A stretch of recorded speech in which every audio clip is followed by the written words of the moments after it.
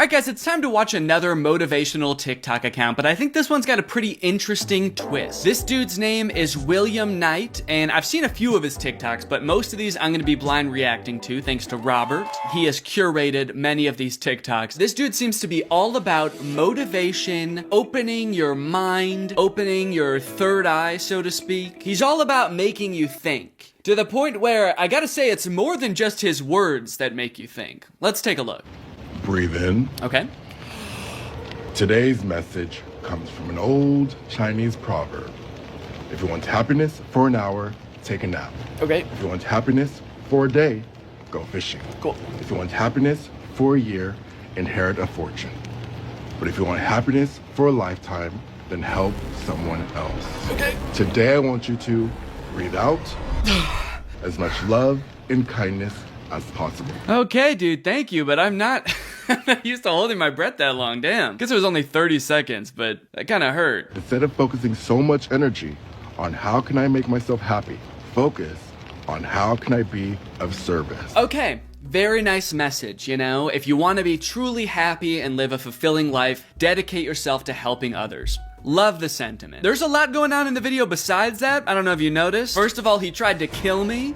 Then we got the outfit. Now, I gotta say, I respect the sort of non-sequiturs we got going on here. No single garment in this outfit is related to any other garment. It's actually quite impressive. You've got the 360 Yankees hat, which I've never seen before. And I don't watch a lot of baseball, so I don't know if this is a thing. I have to say, I don't think it is. Maybe there's one special player that wears this hat. You've got the infield, you've got the outfield, and then you've got this guy who is actually on the Yankees. But he's in the outer outfield, which is actually in a forest 300 miles away from the stadium, where these 360-degree brim hats. And the little buckle he added on the hat to make it look kind of like a pilgrim hat, I think is really working in his favor. Then you've got the black leather gloves, the ruffled black shirt, which I'm getting like vampire pirate vibes from, and then his mesmerizing eyes. I can't tell if these are colored contact lenses, or if he really just has that beautiful of eyes, but it almost feels like you have to watch this video multiple times to even get the really nice message that he's giving you. No wonder he has such good engagement. This video has almost 300,000 likes. It's because you have to watch this video multiple times to even realize he's saying something. Because for the first half of the video, you're like, what is going on here? Also, what is up with that tree in the background? Is there a face on that tree? Is that a person? Did he manifest somebody into a tree? It's actually a player of the opposing baseball team that the Yankees are playing today. You're allowed to use magic in the outfield, actually, and he was unfortunately not able to defend himself. Okay, another video where the fit is looking redonkulous, and the caption is, "There's no such thing as a coincidence." Breathe in. Oh no, okay, alright. A wise man once said, the only way to do great work is to love what you do. If you haven't found it yet, keep looking. Don't settle. Thank you.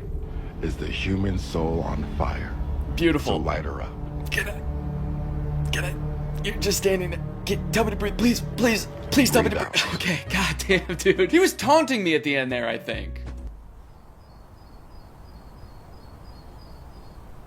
Are you dead yet? I think that my body trying to conserve oxygen actually prevented me from fully listening to what he was saying there. The only way to do great work is what you love. Be passionate about what you do. That's great. And I can tell that William Knight loves what he does. I do truly get the vibe that he is very inspired doing these, wearing the absolute sickest outfits ever in the middle of the forest. Actually, as I felt my body depleting of oxygen and my eyes were rolling back into my head, I noticed how sparkly his shirt is. That is a very nice sparkly shirt. Okay, I'm glad at least the comments are with me. Bro, just let me breathe, I'm gonna die. He was trying to end me. 360 Yankee brim is diabolical. Yeah, I mean, this has gotta be like the final form of a baseball hat. I can't see it getting any more intense than this, aside from becoming a 3D 360 brim, where the brim is a full sphere around your head. That'd be pretty cool. All right, let's keep on going here. There's no such thing as a coincidence. I wonder if that's his catchphrase. There is no such thing as a coincidence. The fact that you're watching this video means you are energetically aligned with me and this message. Well, I would argue that since Robert actually put these videos together and he found this TikTok, William, you must be energetically aligned with Robert, actually. Robert, maybe you should reach out to this guy. Your thoughts create your reality. But you already knew that. Yet, you still live a life that you dread. Excuse me. That is because... Yo! my God. What happened to her? You still live a life that you dread. Excuse me.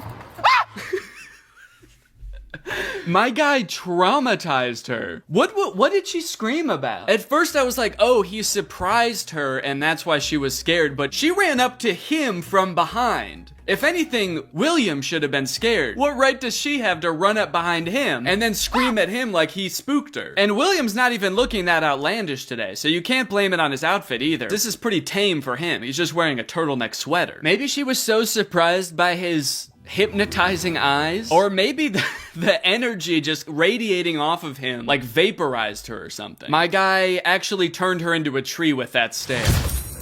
This actually reminds me, have you guys seen that video of the dude with the curly red hair surprising that woman? And he threw flakes in it. Mommy, put the stuff down and then you throw this. Sorry. Yeah, this is basically the same video, except the woman who gets scared should actually burst into flames when she sees him, I think. I'm amazed by his composure. The fact that she screams at him, and he just goes back to talking to the camera. Excuse me. That is because He's like, just another day of people seeing me and screaming violently. That's actually super impressive. Breathe in. I feel like the breathing thing is supposed to be calming. It is a little bit scary to me and kind of triggers my flight or fright. Did I say flight or fright? You either run away or you get scared. Fight or flight is what it's called. I also kind of feel like I'm being hypnotized. He's getting my body and mind to slow down so he can incept my brain with whatever ideas he wants. Luckily, they seem to be pretty tame ideas. He actually seems to just be a nice guy that is trying to make my life better. But if in the wrong hands, this could be truly evil. Okay, what I want you to do is commit voter fraud. I'm gonna need you to register a fake person at the DMV, then get that person's mail set to your address. Breathe in. A wise man once said, Oh no, dude, this video is 1 minute and 8 seconds long. I'm not gonna hold my breath for this whole time. I'm sorry. I'm not gonna hold my breath. Go hypnotize someone else. What do we call this here that he does at the beginning of every video? He just glides towards the camera. It's like kind of a millennial pause, but there's another sort of je ne sais quoi built into it. Sort of this demonic poltergeist-esque glide in towards the camera. The possessed millennial pause. Anyway, I'm pretty awkward, guys. as soon as you wake up every single morning, I want you to relax. Don't grab your phone. Don't move. This simple act is reprogramming your subconscious mind because your mind is still in a theta brainwave. Did you just call me a beta? Your mind is still in a beta brainwave. I was not expecting this dude to be like an alpha male. Oh, he said theta. There's theta males now too? Yeah, you got your alpha males, sigma males, beta males, theta brains. What brainwave is my brain supposed to be in? Every morning, I will guide you to your dream reality, reprogramming your subconscious mind. The link is in the bio. Breathe out. Oh my God, dude, that was so long to hold your breath. If anyone out there was holding their breath, I'm sorry that you're dead now. Also, why does he breathe out when he says breathe out? Was he holding his breath for that entire video too? That's amazing. He also looks like he almost forgot to say it there for a sec, which is a terrifying thought. We could have all been holding our breaths forever. Anyway, see you next time. Oh shit, and remember to breathe. Remember to breathe and blink, guys. You need to do that. You just saved 100,000 people's lives. Oh no, this one's got the creepy tree in it again. Are there any comments about this tree? The Brim Reaper, someone called him. Accurate. He did kill that lady. Okay, lots of comments begging him to let them breathe, so this is gonna be another good one. Oh yeah, anyone else notice the tree face? Just me? Okay. Okay. Because I was kind of worried that I was the only person that saw it. Like there was some kind of energetic connection between me and the tree, but I'm glad other people are seeing it too. I am now on a new platform called Snapchat.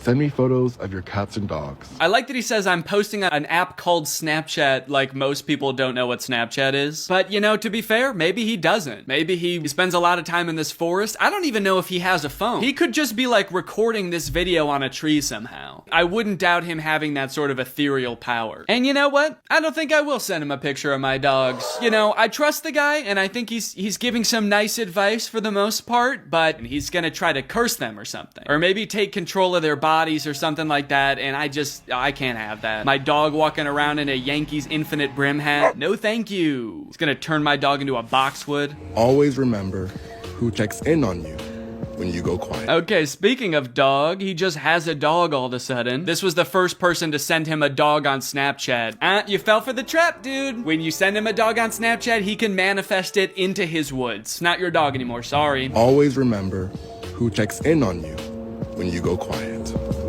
That's love. Dude, this is so true though, because my dogs always check in on me when I go quiet. Today's message. Go back to your childlike perspective. Get excited over the bugs, the planes, and the trees. The more you focus on the little miracles, the more you attract the big ones. Yeah, do you want to address the child and the figures in cloaks? What's going on in this one, man? You know, this is a very interesting character, guys. This is weird. There's so much going on in these videos. For one, he's giving this energetic advice on how to live your life and manifest things. He also appears to be advertising some app, his Grand Rising app, which I guess is some kind of meditation app. But then there's all of the extra stuff, which I'm sure some of it is kind of an act to get engagement, and then some of it is not. Like, I'm sure whatever he's doing with this child and the cloaked figures is just kind of like a weird thing he added to the video to get people to comment on it. And of course, yes, people are commenting, where do you get the kids? Which, you know, it's kind of a weird thing to ask. And it's almost like maybe you're reaching more people because of those things, but I worry that they're actually not getting the message that you want to get across because there's so much going on in your videos. A lot of people who commented this, where are you getting these kids, probably are not even paying attention to what you're saying. Okay, what is going on here? This is a slideshow of images. The first one is a comment that says, it's so sad that this guy drowned. He was kind of funny. Then there's another image of a funeral for him. Then we have a bunch of pictures of him with wings. Maybe he's in heaven. Does the caption say anything to clarify? There is no such thing as a coincidence. The fact that you're watching this video means that Robert is energetically aligned with me and this message. Listen to my guided meditation to shift your dream reality. Okay, but did you die? He's figured out how to post from beyond the grave. So I don't know why people were commenting that he drowned, but the pictures don't really seem to confirm or deny that he drowned. They don't directly address it, and if you were to think he was alive, then these pictures obviously just show him alive, but if you think he's died, then all of these pictures confirm is that he's now a flying demon. Oh great, now we have an article. What happened to William Knight on TikTok? Viral star's drowning claim explored. It's kind of crazy to claim that you drowned, because it's like, you know, no, you didn't. The account of TikTok sensation William Knight, who is noted for his content on affirmation and manifestation, recently sent his fans into panic mode after suggesting on a post that he had drowned. The picture shared on X on November 30th appeared to be a screenshot of a Facebook post by Feejabot 1500. Okay, that was the funeral picture. Yeah, this one. Oh, he said it about himself. He reposted it and said, it's so sad that this guy drowned. He was kind of funny. The image, however, is doctored. What? As it is quite a viral Dragon Ball meme, where many have previously edited faces of other people. You know, I gotta say, all this does not seem very in line with the core message of his content. All of his videos are like, relax. You wanna find purpose in life? Just be cool. You know, breathe in, wait 20 minutes, breathe out. Also, I died? I drowned? I'm dead! Or am I? I might be a demon. And then he just goes back to making videos being like, shh, shh, shh, it's okay. It's okay. It's okay, baby. Learn about these 4 ex-government employees who risked everything to tell you the truth about extraterrestrials. Okay, now this seems like a drastically different type of content than he usually makes too. Government whistleblowers? Meditation content and conspiracy theory content are something that feel like they should not go hand in hand. One is calming, the other is not at all. The top 4 people that tried to warn us that aliens are taking over the government but died by mysterious circumstances before they could. It's not very relaxing. Former Pentagon intelligence officer Angelia Schultz held a press conference detailing her encounters with extraterrestrials at an ET base in the Mojave Desert. And now, she is the tree standing behind me. This is what the government did to her for speaking out. Yo, what? I don't know what this video was, Robert, but it's currently unavailable. It's in the Google Doc Robert sent me as another conspiracy TikTok, and it is not here. That's kind of spooky, dude. William is being censored by the government. Well, I hope you guys enjoyed that guided tour through William Knight's TikTok account. I'll see you guys next time. Bye-bye. Scamming people is wrong. But sometimes people who scam other people get really creative, and it is objectively interesting, at the very least, to see what unique and innovative ways they come up with to scam other people. I would obviously be happier if they would use their creative mind to just come up with an ethical way to make money, but, you know, it's entertaining to watch, at the very least. It's like a heist movie, you know? I don't want to do it. But I want to watch it. So today we're going to be looking at some of the most creative / interesting scams, starting with a manager at a Pennsylvania Wendy's invented a fake employee and pocketed wages of $20,000, police said. She manually clocked the ghost employee in and out for 128 shifts, police said. Also, welcome back to the second channel. This is my second channel. It's where I like to get a little bit goofier and wackier, so just go ahead and crack open a sparkling water and enjoy.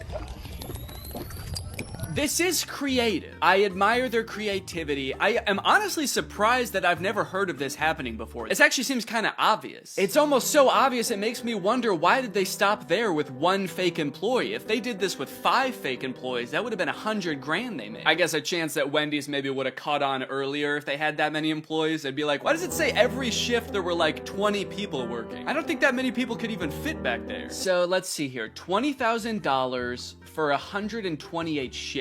Let's do some math on that. So that would be 156 shifts. Divide that by 8 hours per shift, and that's $19 an hour. Come to think of it, that's probably how Wendy's found out that this was going on. They were like, wait, why are we paying someone $19 an hour? We don't do that. Yeah, $13 to $16 per year? Shouldn't that say per hour? No wonder she had to invent a fake employee, dude. She makes $13 a year. I like how they say she invented a fake employee. It kind of makes it sound like the employee was some kind of robot that was actually roaming around the premises. She brought in like an old refurbished Chuck E. Cheese animatronic, and everyone was like, what the fuck is that? She's like, oh, this is Garrett. He's new here. You probably haven't met him yet. Everyone say hi to Garrett. Garrett's making more than everyone there. But the employee, it turns out, was not a robot. It was a ghost. Okay, so here's an article about this whole situation. Former Wendy's manager Linda Johnson, who invented a ghost employee named William Bright, clocked a fake employee in and out for shifts so she could pocket the wages. Johnson, who worked in Pennsylvania, has now been charged with theft by deception. That's gotta be like the most accurate name for a crime I've ever heard. That's exactly what's going on. Sometimes the names of crimes are a little bit out there, like Grand Theft Auto. What's so grand about stealing a car? But theft by deception, that's pretty cut and dry. She lied and she stole. She ate hot chip and lied. After a criminal case was brought against Johnson, she then went missing, and her whereabouts were unknown as police released an appeal to the public for any information regarding her whereabouts. Missing, huh? What if the article after this was like, on an unrelated note, Wendy's has found a new manager to fill her position, and she actually looks exactly like Linda Johnson, but she's wearing a mustache.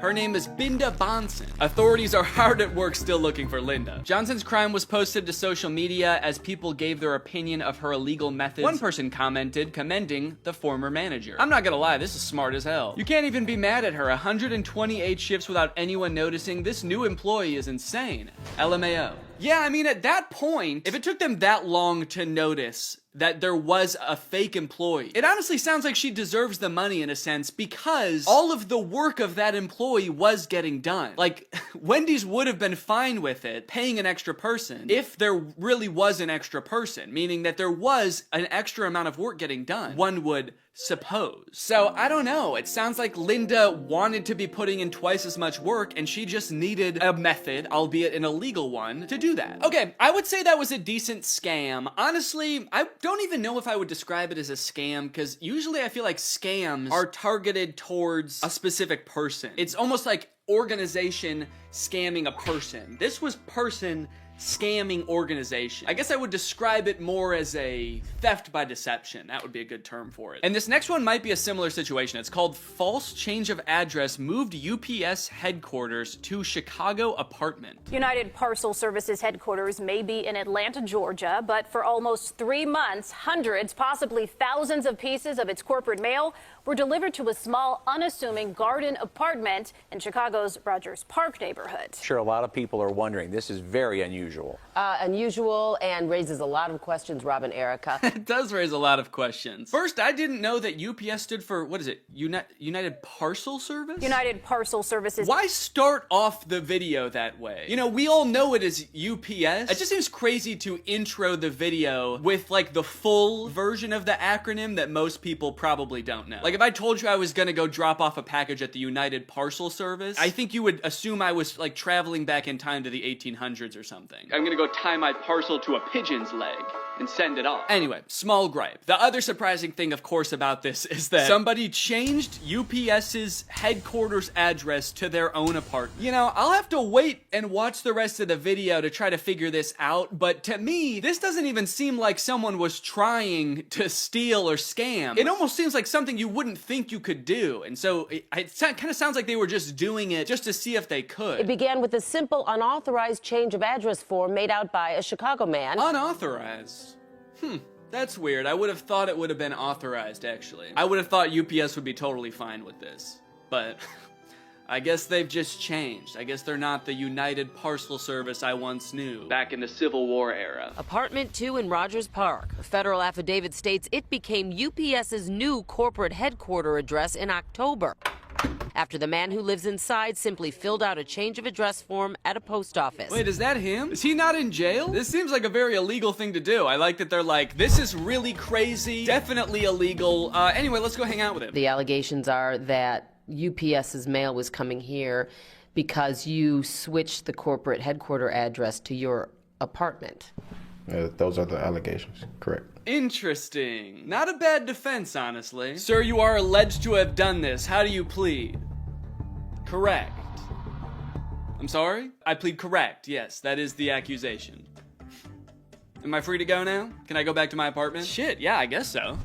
I am really thrown for a loop by this situation. They literally just went and knocked on his door to talk to him. You know, usually someone has like a lawyer talking for them, or they say like, we reached out for comment, but they haven't said anything. This guy's just like, yeah, come over, we can talk about it. Have authorities talked to you? Have they interviewed you? Yeah. When did they search your apartment? It was probably in January or February, one or the other. January or February, and this was uploaded in April. So it seems like this whole situation really isn't getting to this guy. He hasn't been arrested. Months went by, and he's like an open book about it. He's like, yeah, they came by, took all my stuff, but I'm still here. Actually, I'm starting to think that there's more going on here than meets the eye. I'm starting to think that this guy actually is the CEO of UPS and he just doesn't want anybody to know. I'm starting to think he was actually right to change the address to his address. He is UPS. The question then is, why wasn't it first flagged by the post office? A spokesperson says he can't comment. Yeah, see, that's usually the response you get. They can't comment. He can't comment. But this dude was like, I can comment. Fuck it. I am UPS now.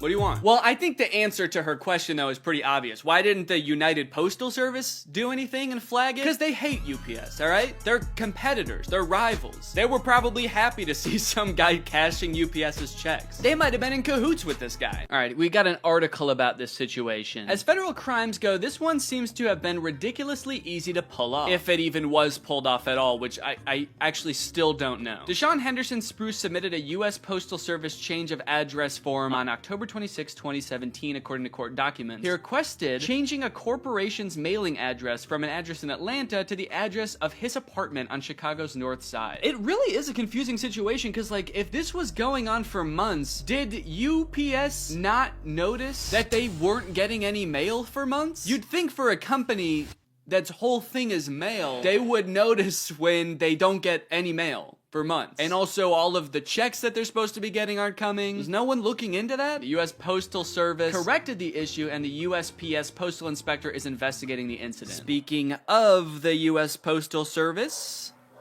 here comes the mailman and my dogs are barking. They hate that guy. If I had to take anything away from that one, I would say I am surprised if he fully knew that he could get away with that, because that just seems so far-fetched. I feel like no one would even try it because you would just assume, like, of course that's not gonna work. But he had the gall, he had the gumption, he had the go-getter attitude, he had all the G words. And furthermore, I admire him for that. that. Okay, next one. Man stole $122 million from Facebook and Google by simply sending them random bills, which they paid. The top response is not really theft, to be honest. So, whereas the first one was theft and deception, I gotta say, I think this one just might be deception. Doesn't sound like he was stealing anything. The company was willingly paying him, and he was lying, which is wrong. He was doing something unethical, but also, Google and Facebook, you gotta check and make sure that you're not just paying somebody for no reason. This does again seem like one of those things that nobody would ever try, because you would assume that somebody is checking to make sure that you actually did something for them when they're paying you. This is like going to someone's house and being like, all right, you can pay me for mowing your lawn now. Meanwhile, their grass is like overgrown. You don't even have a lawnmower. They didn't ask you to mow their lawn, and they're like, sure, how much should I pay you? $122 million? I wonder what the bills were for. I feel like there had to have been some tact in crafting those bills in terms of like what service he was supposedly providing for Facebook and Google. Like, he must have been somewhat knowledgeable at least about what goes on inside of Facebook and Google. Because like, I wouldn't even know what to submit a bill for. Like,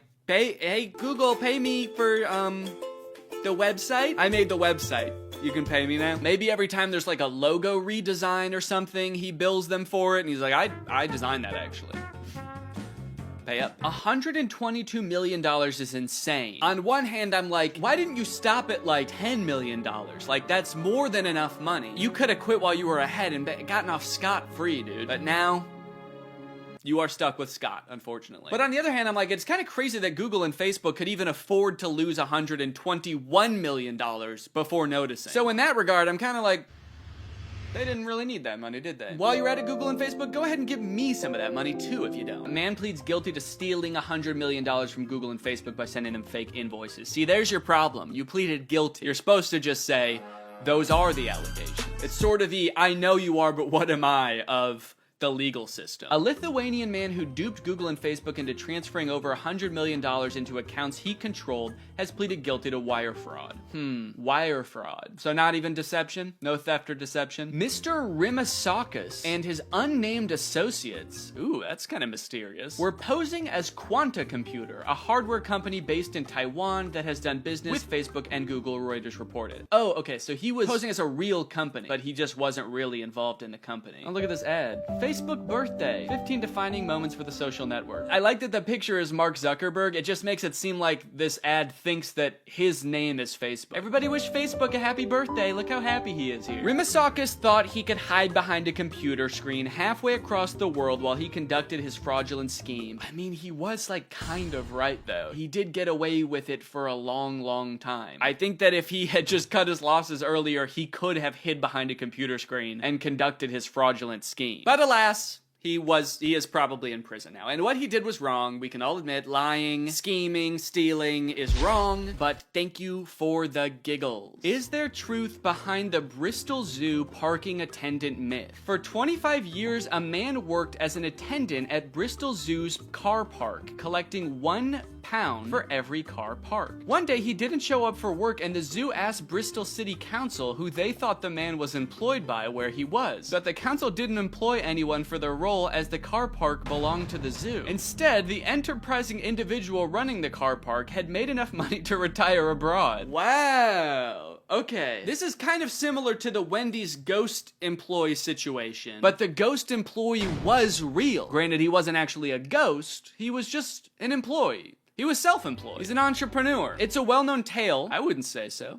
I've never heard it. Circulating by word of mouth and in more recent years via social media. However, it now seems there could be truth to the urban myth. Okay, here's a Reddit post about it too. It says, for 25 years, the parking fees were managed by a very pleasant attendant. The fees for cars were $1.40, for buses, $7. Then one day, after 25 years of never missing a day of work, he just didn't show up. 25 years? Just give him the job at that point, honestly. Like, he works there. Especially because, like, when he didn't show up for work, they were like, we need somebody. Like, they were depending on this guy. I almost wonder if this was one of those situations where, like, they did kind of have an agreement, but they just wanted it to be kind of under the table, so they were like, look, we're not going to put you on the payroll, but keep doing what you're doing. Park those cars, baby. Meanwhile, sitting in his villa villa somewhere on the coast of Spain or France or Italy is a man who'd apparently had a ticket machine installed completely on his own, then had simply begun to show up every day, commencing to collect and keep the parking fees estimated about $560 per day for 25 years. Assuming 7 days a week, this amounts to just over $7 million, and no one even knows his name. $7 million? That's insane, dude. I was not expecting that much, but I guess if he retired abroad, like, he must have been rich. How do you come up with these cockamamie schemes, dude? I need a cockamamie scheme. Also, sorry if you can hear the very loud lawn mowing equipment outside of my window. I chose a very inopportune time to film this video, man, I'll be honest. But there is a Snopes article about this. Let's see if this might be true. What does Snopes say? False! Ah, fuck! The article's like, he didn't really make $7 million. He actually made $100 million. Well, if this isn't true, dude, I want to try this. If I can make $560 in a day just parking cars, if YouTube ever stops working out, man, you know where I'll be. I'll be at the Bristol Zoo. Parking cars. All right, guys, well, thank you for watching this video. I hope you enjoyed it. I'll see you guys next time. Bye-bye. Peanut, you're such a good dog. I would do anything for you. Would you do anything for me? Your soul is mine. I'll take that as a yes. Man, I love my dog. Even if I am kind of worried she's possessed. When a masked intruder kicks down a door in Minneapolis, these two pooches take off. What? And in a home outside Philadelphia, this dog runs away after a burglar hurls a plate at it. I'm sorry, this can't be true. Peanut, are you seeing this? Those dogs didn't even try to protect their homes or their owners. I can't believe this. Dogs are useless.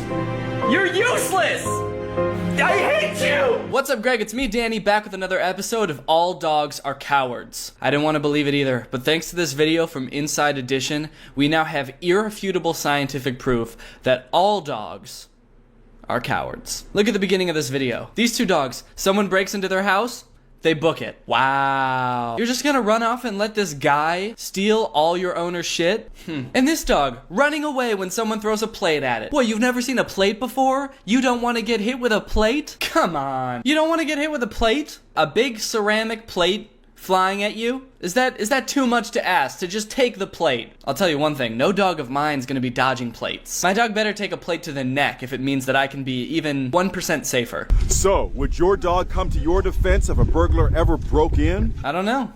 But that's the question I'm here asking myself. If someone comes into my house, will my dog protect me? That's the only reason I have a dog. Not because she's cute, not because I like the company. I have a dog because I know someday someone's gonna break into my apartment. And when they do, I need someone who's going to bite that bitch. Is that too much to ask? This is Perry, a 5-year-old yellow lab. Oh, that's my good girl. Her owner, Michelle Kelleher, loves her dog. Okay, controversial opinion? Letting your dog lick you on the mouth is very gross. Don't get me wrong, dogs are very cute, and I like to kiss my dog on the top of her head as much as the next guy. But my dog also licks her own ass, so I'm not gonna let her kiss me after that. I don't wanna all of a sudden come down with some dog-borne illness. But she wonders whether Perry will go the extra yard. I hope she tries to protect me. To find out, we enlisted guard dog experts Nate Bonilla and Michael DeBruzzo.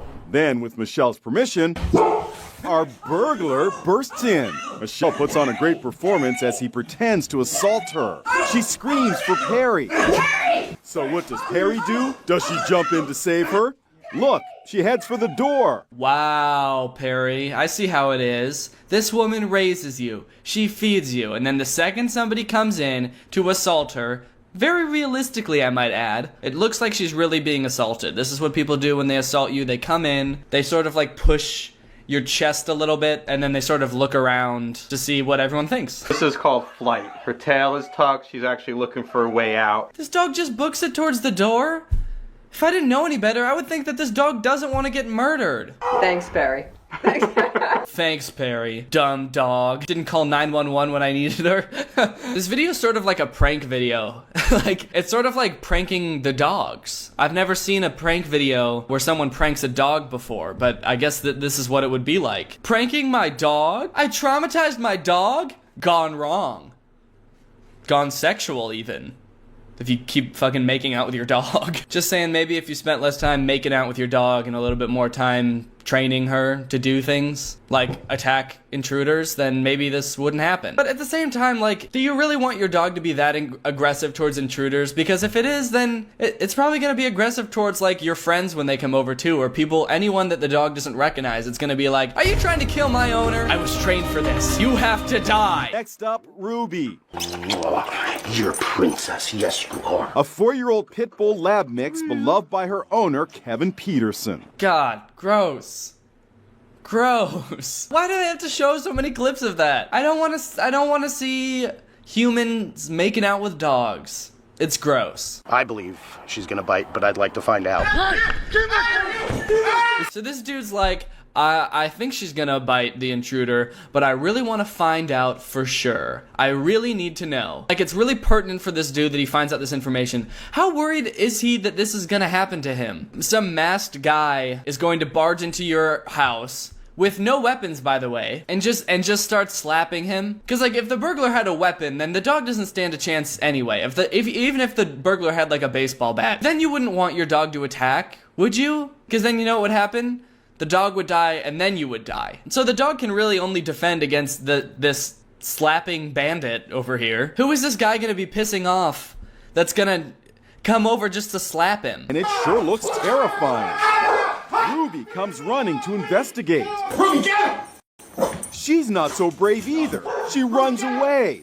Can you believe she's part pit bull? I feel like this video is just meant to shame dogs. Like, yes, fucking expose him. Dogs have had it easy for too long. Too goddamn long. Fucking drag that dog. Ruby was curious, she was worried about you, but she was not willing to take on the attacker. She was curious, she walked into the room and she was like, what's going on in here? Oh my god. It looks like my owner is really bad at acting. Kevin, but Ruby is a wimp. My dog failed the test. My dog failed the test.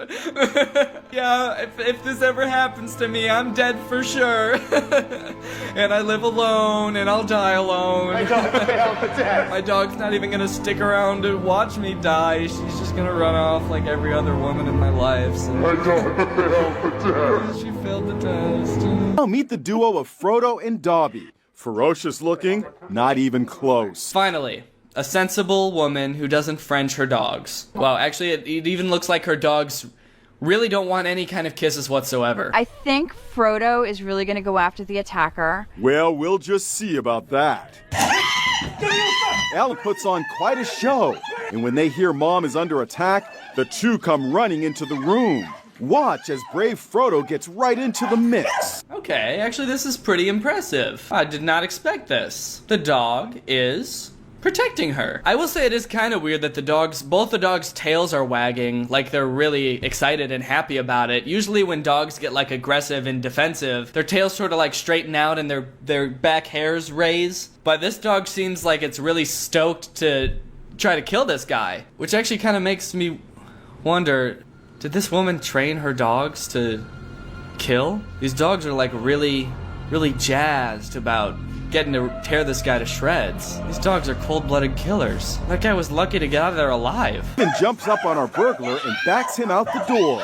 They did amazing. Yeah. So the littlest dogs are the bravest, huh? Maybe my little Peanut isn't such a wimp after all. Maybe she would save me. I mean, she's only 20 pounds. That's definitely smaller than that pit bull. Well, there's only one way to find out. All right, guys, I'm all dressed up like a burglar. I don't have any weapons, but I got my slapping hands ready. Let's see what Peanut does when I break into the apartment. Hi, I'm the mailman. I'm here to deliver your mail. What? Oh, hey. Oh, Peanut, no! What? Ah! No! Oh my god. Well, I guess that solves that. Peanut is a protective dog. I'm sorry I ever doubted you, Peanut. You did the right thing. That mailman was gonna have to learn sooner or later not to burst into people's apartments like that. And the way he announced himself, like, hey, I'm the mailman, I'm here to deliver the mail. Who the fuck says that? You're next! You're next! That's my girl. I hope you enjoyed this video. If you're not Greg yet, Greg is our family on YouTube. All you have to do to join it is hit subscribe and turn on my notifications. You know, they say you don't get to choose your family, but you do get to choose your friends, but Greg is a family, and I would also argue that you don't get to choose. You have to subscribe and turn on my notifications right now. There is no choice in the matter, so just go ahead and do that right now. There is no other option, so this is just like any other family. Thank you to Schvinn for turning on my notifications. You are truly Greg. I'll see you guys next time with a really interesting video where I put on 30 shirts and then walk around and just see what everyone thinks. Bye. What's up, Greg? Welcome back to another episode of I Have Had a Week. Quite a week. I have been having some serious issues. I know a lot of you noticed this because I got a lot of tweets about it, but my video that I posted last week about the movie The Lamp got taken down due to copyright. It's back up now, luckily, so if you haven't seen it, you can go watch it. But oh boy, has this week been quite an experience dealing with copyright issues on YouTube. So let me give you a little rundown of what happened last week with my video. So I uploaded it, and pretty much the minute I uploaded it to YouTube, it got copyright claimed. I guess it was claimed like automatically by YouTube's robots or whatever goes and automatically claims things, because the video was still private at that point. Like, I had uploaded it, but I didn't publish it and make it public, so nobody could see it. And I'm pretty sure that like even YouTube human employees can't see it, but they do let their algorithms or robots watch it and check if there's any copyrighted material or any like super explicit material so they can claim it or demonetize it or anything like that. So like the second I uploaded the video, it got claimed right away. But the only thing that happened was my video got demonetized. I wasn't super worried about it at first because I had a brand deal on that video, so I was gonna get paid for it anyway. So I was like, all right, whatever. And I have to post it anyway for the brand deal, so I'll just let it be demonetized and I'll just post it like this. That'll be fine, right? Nothing bad could possibly go wrong. So the video performed really well. I guess a lot of people liked it, and I think it was like my #1 video in like the first 24 hours of any video I've ever posted, which made me feel pretty good. But that pretty good feeling was short-lived because the next morning when I woke up, I found out that my video had been blocked in several countries. 2 countries to be exact. The US and Canada, which according to YouTube is like 68% of my audience. So after I'd gotten that initial like 24 hours of views or whatever, 68% of the people who would ever watch that video again would not be able to see it. So that's cool. Now I know what you're thinking. Well, what happened? I thought the video was just demonetized. Why did it all of a sudden get blocked in 2 countries? I don't really know. I didn't even get a notification that it did get blocked, which is the weird thing. Like, YouTube didn't even tell me. I searched through all of my emails and I looked on the like dashboard in the creator studio and there's nothing. The only way that I even knew to check is because Laura texted me that she couldn't find my video that morning, and a bunch of people tweeted me as well. And the weird thing was, since it was only blocked in the US and Canada, I was still getting like some views and I could see the views coming in on the app. And so I was like, wait, is this video blocked or isn't it? So I think what happened is, even though like the robots found the video and they made it demonetized, the day that I posted it, someone from the movie studio or someone that works there must have seen it, and they were like, uh-oh, this don't make our movie look too good. And then they put a manual claim on it and set it to block in the US and Canada. Anyway, I'm sure a lot of you have heard about creators complaining about things like this before. I made a video complaining about something like this before with the Billion Surprise Toys thing. In both that case and this case, my video falls under fair use, which YouTube supposedly protects. Basically, if your video is transformative in nature and like doesn't use all of the content and or is educational or parody, I don't know what the exact terms are. I just know that commentary is protected under fair use, and I know that I'm allowed to post these types of videos on YouTube because other people do it, and so I should be able to too. So I had 2 options the way I saw it. I could dispute the copyright claim, but fun fact, if you do that, YouTube just sends the dispute to the person who claimed it in the first place, meaning the movie studio, and they're like, hey, is this right? And the movie studio is probably like, yeah. And also, can I put a copyright strike on this person's channel, and if they get 3 of those, their channel gets deleted? And YouTube's like, sure, that makes sense. It's like if you were in elementary school and a kid punched you in the face and then told your teacher that you punched them in the face, and the teacher sends you to the principal's office to find out what will happen to you, and you get there and the principal is the kid that punched you in the face. But this time, instead of punching you in the face again, he expels you. I did have one other option though.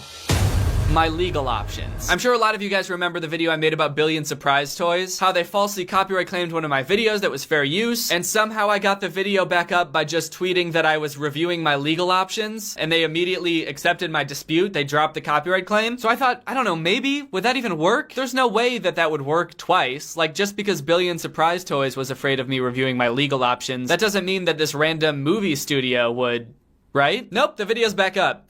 That worked. It worked again. I don't know how. I don't know why me reviewing my legal options is like the scariest shit to companies that falsely claim my videos, but I'm mad. Like, not even 2 hours, I think, after I tweeted that I was reviewing my legal options, they released the copyright claim on my video. So, long story short, never be afraid to review your legal options. Woo! Let me tell you, that was a relief. I was really stressed about that, but now the video is back up, so you can go watch it. I guess the YouTube copyright system isn't so bad after all. Fuck. So this is the second of the issues that I faced this past week. Just as I thought I was in the clear, I had a successful review of my legal options. I thought everything was hunky-dory. I received about 15 copyright claims from Warner or like 15 different people. I don't know how music labels work. I guess it's all the same label and different labels at the same time who all own this song. Basically, Warner or whoever it was were creating copyright claims on all of my videos that use the Mr. Sandman remix at the end of my video. You know, the song that I use at the end of all my videos. You know, this one. Oh, what's that? You can't hear it? Yeah, that's because I can't use it anymore. Here's the thing that really confuses me about that, is that I didn't even use the song that they say I was using. They said I used Mr. Sandman, which is a song from 1958, but I actually used a remix of that song, and I guess I don't know how copyright laws work in relation to like remixes and sampling. Maybe it's totally my fault for using it. I guess I just kind of assumed that after like weeks and months and years of using this song at the end of every video and never getting copyright claimed for it, that the song was fair game. So they basically went through and claimed like all of my videos that use that song. Well, not all of my videos, just my most popular videos. So what I did was go through all of my videos that use that song and replace that song at the end using YouTube's audio editor, which I guess is a tool that lets you replace audio in your videos with like the stock music that YouTube offers in their music library. So now at the end of all of my previous videos, instead of me talking with the Mr. Sandman music in the background, it's just going to be stock music from YouTube with me talking totally muted. So that's great. But luckily the YouTube audio editor that they make you use is ridiculously difficult to operate, so it only took like 2 full days. So in future videos going forward, I will have a new song at the end of all my videos. It's a song that I made because apparently the only person that doesn't want to copyright claim all of my videos is me. So all of these issues have really got me thinking a lot about the YouTube copyright system and like the entertainment industry's mindset towards copyright in the first place. And one thing I realized is that the YouTube copyright system seems to only ever fuck over creators and never like the companies. It seems like YouTube always gives the big movie studio or the big music label the benefit of the doubt with these copyright claims. Like the second one of them files a copyright report, it takes down your video immediately, or it demonetizes your video immediately. It doesn't check to make sure. It doesn't like send a message to you being like, hey, is this true? It just does it immediately. The only time I've ever seen it not do that is months ago when I made a video about Rebecca Zamolo. When I made that video, I got an email from YouTube that said something along the lines of, hey, Rebecca Zamolo filed a copyright claim on your video because you used clips from her video in yours. But we're pretty sure that it's fair use, so we're gonna keep it up. And when I got that email, I was like, holy shit, that's cool. YouTube actually is like acknowledging fair use. I thought it was pretty funny because it showed like Rebecca Zamolo's signature that she tried to copyright claim my video, like it was actually her that clicked on it. But now looking back on it, that's the only time that's ever happened. The only time YouTube has ever given me the benefit of the doubt is when I was going up against another creator. And all of these other instances with large corporations, YouTube just gives them the benefit of the doubt and assumes that I'm in the wrong automatically. In the end, I don't really know if it's YouTube's fault that like the copyright system is like this. It might not be YouTube's fault. Maybe this is just how like the copyright laws work and they have to have it this way, otherwise they'll get sued out the wazoo. Anyway, maybe these things will be solved and maybe they won't. And maybe I'll just have to stop using copyrighted material in all of my videos and just start roasting videos that I make. How cool would that be? But when my videos get demonetized and taken down, it makes me all that much more appreciative that you guys are so supportive in all of my other endeavors, whether that be supporting me through my merch or supporting the brands that sponsor this channel. So thank you guys for doing all those things because it really helps. But as far as fixing these copyright issues, I guess all I can really do is just wish. Hello? Hello! Who's there? It is I, Jonathan Wentworth VIII. How did you get in my house? I'm here to help. Help with what? Your wish, of course.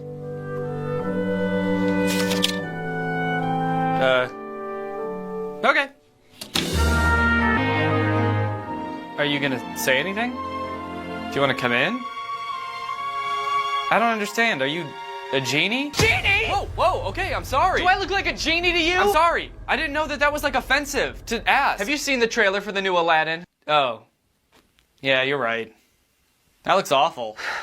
Thank you. Now, I'm here to grant your wishes. Cool, like a genie. Fuck you! Oh shit, I'm sorry. Okay, look, I was gonna grant you 3 wishes, but you're kind of pissing me off, so you get one wish. What? As long as it doesn't bring anyone back to life, and it doesn't interfere with anyone's free will, I will grant you 1 wish.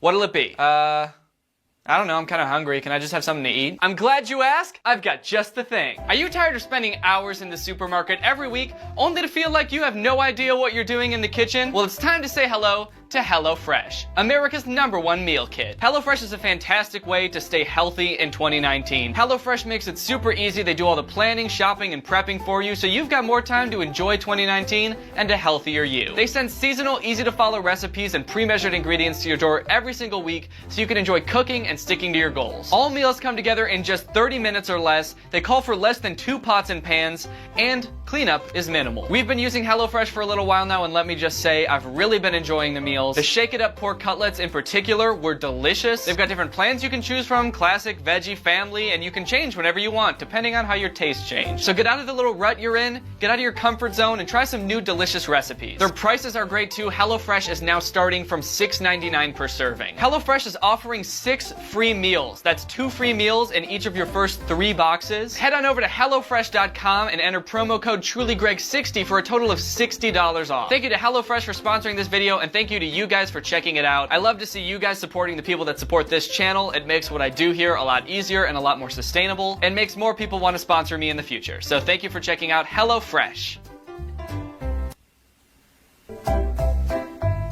Okay.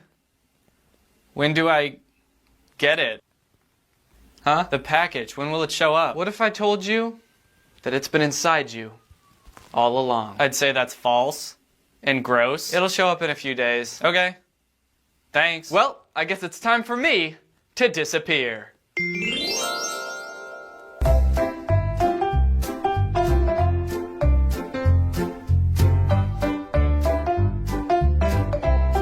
Alright guys, well I hope you enjoyed this video. If you're new here, make sure you subscribe and turn on my notifications to join Greg. Greg is my fan base here on YouTube, but we're more than just a fan base. We're a family and an army. We are a clan of warriors ready to attack at a moment's notice. And we're the fastest growing army on the internet. Bet you want to look that up, don't you? Well, guess what? Don't please. If you want to get some merch, like this shirt or any of the other items on my merch store, go to DannyGonzalez.store. I'll see you guys next time with a really interesting video where I turn into a crab. Bye! This video is over now. Over now. Go find something else to watch, or just watch this video. I know we had a lot of fun. Yeah, a lot of fun. But you can't stay on this end screen forever. No. This video is over now. Yeah, over now. So why are you still watching this? Do you not have anything else? I have lots of other videos that you can watch, and I'm sure you'll enjoy them just as much. Now I'm actually kinda concerned. Did something horrible happen to you? Did you leave the room and forget you were watching YouTube? When you come back, I bet you're gonna be pretty confused. I would be too. Hey, are you subscribed to my channel? If you're not, you should totally subscribe to my channel. Thanks. And even if you're already subscribed to my channel, you could tell a couple friends to go subscribe to my channel. Because this video is over now. Over now. Go find something else to watch, or just watch this video. I know we had a lot of fun, a lot of fun. But you can't stay on this end screen forever. No. This video is over now.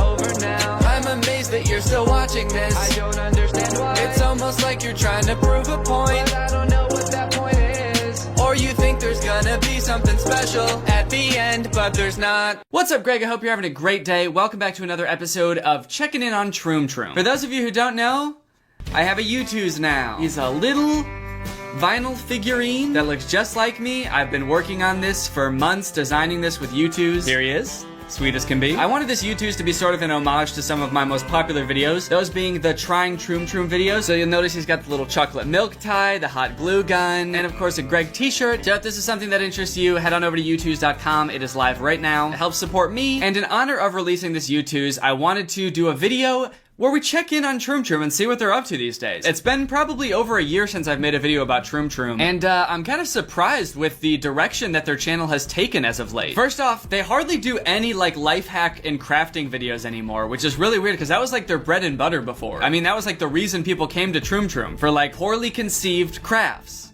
that were also executed poorly as well. They do upload some here and there, and they're still like really bad. Like this one about getting kidnapped, and it's all survival hacks. Here she comes, taking selfies as usual. You can't get away now. Great job, Martin. I kind of feel like I need to make a whole other video about that one because it's insane. But in this video, I wanted to talk about Troom Troom's newest venture, these sort of like relatable comedy sketch, funny scenario type videos that are pretty disappointing, honestly. Honestly, kind of mean. So here's the type of video I'm talking about. It's called Rich Bride versus Broke Bride. They've got a bunch of videos like this. Rich blank versus broke blank, where they sort of like compare the lifestyle of one person who is rich and another person who is very much not rich. It's sort of like a goofy comparison, and it's sort of meant to be poking fun at both of them. But the thing is, they're like kind of trying to be poking fun at both the rich person and the broke person. But like the only thing they have to make fun of the rich person for in most of these scenarios is that like, wow, they have so much money that they can do anything they want and their life is actually pretty sick. But the broke person though? Oh shit, dude, their life sucks, man. Broke bride has bubble wrap, wedding dress, and they can't hire a photographer, and everything's going wrong, and it's funny because they're poor. So the first scenario is the proposal. It shows the difference between a rich bride's proposal and a broke bride's proposal. The rich boyfriend comes down from a helicopter in the sky. He gets down on one knee, says, "Will you marry me?" Will you marry me? Rich girlfriend says, "Yes." Yeah. Or sorry, yeah. Yeah. I feel like yeah is maybe a little bit too casual for the situation. And I promise to be there for you. Forever and always. Will you marry me? Yeah. Instead of coming down in a helicopter, the broke boyfriend just comes down in a regular ladder, just from like the top of a wall or something. I like that they made it so that he still had to come from the sky. They didn't have him just like walk up or something, which would be normal. Or what? Actually, I guess it doesn't really make sense that they're like walking up and immediately proposing anyway. Do they know these people know each other? It's kind of weird in general that they're like, they just walk up and the first thing they say is, "Will you marry me?" But I just think it's funny that they made him come from the sky also, just in his own like broke way. Like it's a well-known fact that like, if you're gonna propose to a girl, you have to come from the sky. You need the higher ground. It's like a fight. It's a tactical advantage and a power move. You need the higher ground and the element of surprise. That's how I proposed to Laura. So broke boyfriend gives broke girlfriend, now broke fiance, actually, the ring. I don't know what that thing is. Is it a toy? Is it like a fidget thing? It kind of looks like a toy for a toddler. Is this a baby? Even if you were kind of strapped for cash and you couldn't afford a diamond, why put a baby toy on the ring? Oh wait, I guess I misread the title. This says Rich Bride versus Broke Baby. Oh, sorry, they're not even gonna get married. That's just a straight up baby. Rich bride gets a beautiful wedding, and broke baby gets a nap. She's very tired from being so young and so broke. Here comes the bride. Adele, Anthony, exchange your rings and vows. Now it's time for the ceremonies. The rich ceremony is, of course, beautiful. It's a very nice looking wedding. Maybe a little bit tacky. The bride does have a bouquet made out of $100 bills. But overall, the message from the rich wedding is just like, dang, they're having a great time. And this day is gonna be one that they remember positively for a long time. Also, I love the officiant's hair. He looks like a Jedi apprentice. You may kiss the bride. Oh. Oh, what a sweet ceremony. Definitely don't react like that when the bride and groom kiss for the first time. Oh. He says oh like he's surprised, but then as if he's aroused. Almost as if to say like, oh shit, I've never been to a wedding before. I didn't know they were gonna kiss.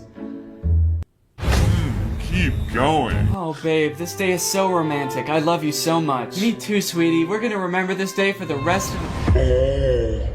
Oh my god. Babe, I think your best man is jerking off. Oh, whoa, what the fuck? Good afternoon, Father. Whoops, you're not ready yet. The broke couple could not afford the same venue as the rich couple, obviously, so they decided to have their wedding at a clothing store. They go to get the priest in one of the fitting rooms and he's naked. Whoops. It is the same priest as the rich wedding, though, so I guess money can't buy you a better priest. But it can make him not naked. Whoa, a stress reliever. Damn, yup. I could have told you that was gonna happen. That's just one of the pitfalls of having a wedding at a clothing store. There's always gonna be some guy in a jumpsuit and sunglasses that wants to pop your bubble wrap dress. There's always that guy. Every fucking time. Rich couple is having their wedding photographed by a drone. Hi. Broke couple could not afford a photographer, so they bribed the security guard at the clothing store to give them the footage from the security cameras in the store. Good afternoon. Guard, wake up. Hey, wait a minute. I feel like I've seen that guy somewhere before, but I can't place it. Oh well. He's pretty vague looking. I'm probably thinking of someone else. Thanks. You are the best cameraman. This video just continues on like this. It's just scene after scene of the rich couple having the time of their lives. They hire like a famous musician to come perform at their wedding. Literally nothing goes wrong for the rich couple. There's not even like a lesson, like maybe the rich people are spending so much time trying to make this day perfect that they lost track of what the day's really about. It's about, you know, two people in love. They don't even do that. They're just like, this day was fucking sick for the rich people, dude. And then it keeps cutting back to the broke couple, and they're literally eating paper at the reception. Who is writing these? Is it a rich person? Is it an insanely rich person? Probably. Just like, how out of touch do you have to be to write this? Rich person wedding. What would that entail? Everything is normal and great. Being rich is normal, nothing to make fun of at all about these rich people. Okay, now broke wedding. Oh, what do they do to broke wedding? Damn, that's crazy. I'm just now realizing I've never been to a wedding that wasn't for a rich person. What do they do there? I guess at rich weddings, they eat food. So at broke weddings, they probably eat garbage? Sure, yeah, they're eating trash. Just scraps of paper. They're eating garbage, and the bride has a dress made out of garbage. When it comes time for them to pay the tab at the wedding, all the groom has is garbage to pay with. All right, the script is done. Now it just needs a title. Rich bride versus garbage bride. Perfect. There's one point in the video where it actually seems like they're gonna like razz the rich couple a little bit. They're gonna be like, haha, they got their comeuppance. Look at them. Now we get to laugh at the rich people. Here's your reception invoice. The waiter comes up during the reception to hand them the bill for the wedding, which is not how weddings work at all. Obviously, you don't pay for it like a regular restaurant check. And for a second, it looks like maybe they spent too much money on the wedding, and it looks like they're not going to be able to afford it. That's a big problem for people with new money. They don't know how to manage their money. Take my $1 million bouquet. This is still not enough. So let's see what happens. Thank you. Now it's enough. That was quite a splurge. We'll just make more. What? They're just gonna make more? It's not gonna affect them at all financially? Of course, yeah, I guess actually that makes a lot of sense. Because that's how life works. I think this video is supposed to be funny, but it's just kind of making me sad. Honey, this is the weather forecast for our wedding day. This Saturday, expect a tornado, a thunderstorm, and the apocalypse. It's horrible. And the apocalypse? See, I feel like you should have mentioned that first. That seems like the only thing that would matter at that point. This bit actually is pretty funny, though. They're worried that it's gonna rain on their wedding day, so the rich groom goes to the weather station and bribes the weatherman to change the weather, and that works. That's actually kind of funny. It did make me chuckle. Troom, what are you doing? Making me laugh? What the F? You're supposed to be cringe. Stop. What? Will it be raining on our wedding day? Oh, great rain spirit! Phew!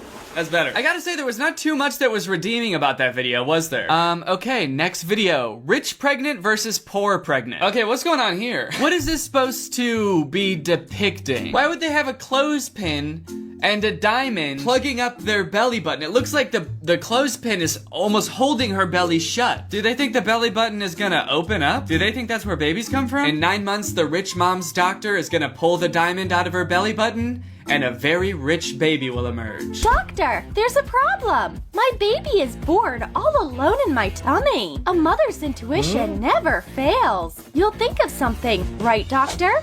For such a generous fee, you can work magic. Let's see if that helped. Yes! Wow. Now the little girl has a brother. You're amazing! Yo! What?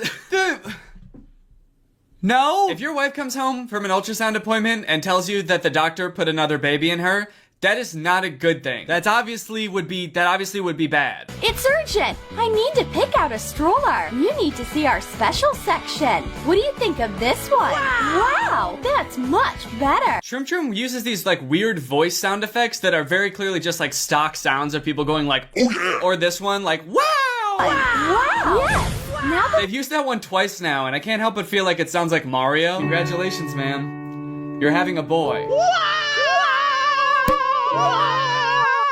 So then the poor pregnant woman just starts stealing stuff. She steals a cart from a guy living on the street who uses a stroller. She steals from the grocery store. Dude, this is so weird. Why? And then they put the same joke in here that was in the last video where the poor mom wants pregnancy photos, so she goes to a store and tries to use the security cameras to get pregnancy photos. They can't even think of original ways to make fun of the people in these videos. Alright, these videos are so bad, I'm gonna be done watching them now. I'm just kind of worried about these videos are obviously for kids. I'm kind of worried about the kids that watch these videos. But you know what? Maybe they took something away from it that I didn't get. You know, maybe there's some kind of lesson in here, you know? No matter if you're rich or poor, you know, the amount of money doesn't make you a good mom. And being broke doesn't make your kid any less special. And we should appreciate broke moms just as much, if not more, as rich moms because they have a lot more to go through to give their child a good life. Who did you like better? Poor Lana or rich Liana? Tell us in the comments. Liana. Rich one is the best. I love the rich. Rich Miana. Rich Rihanna. Danny Gonzalez really needs to see this OMG.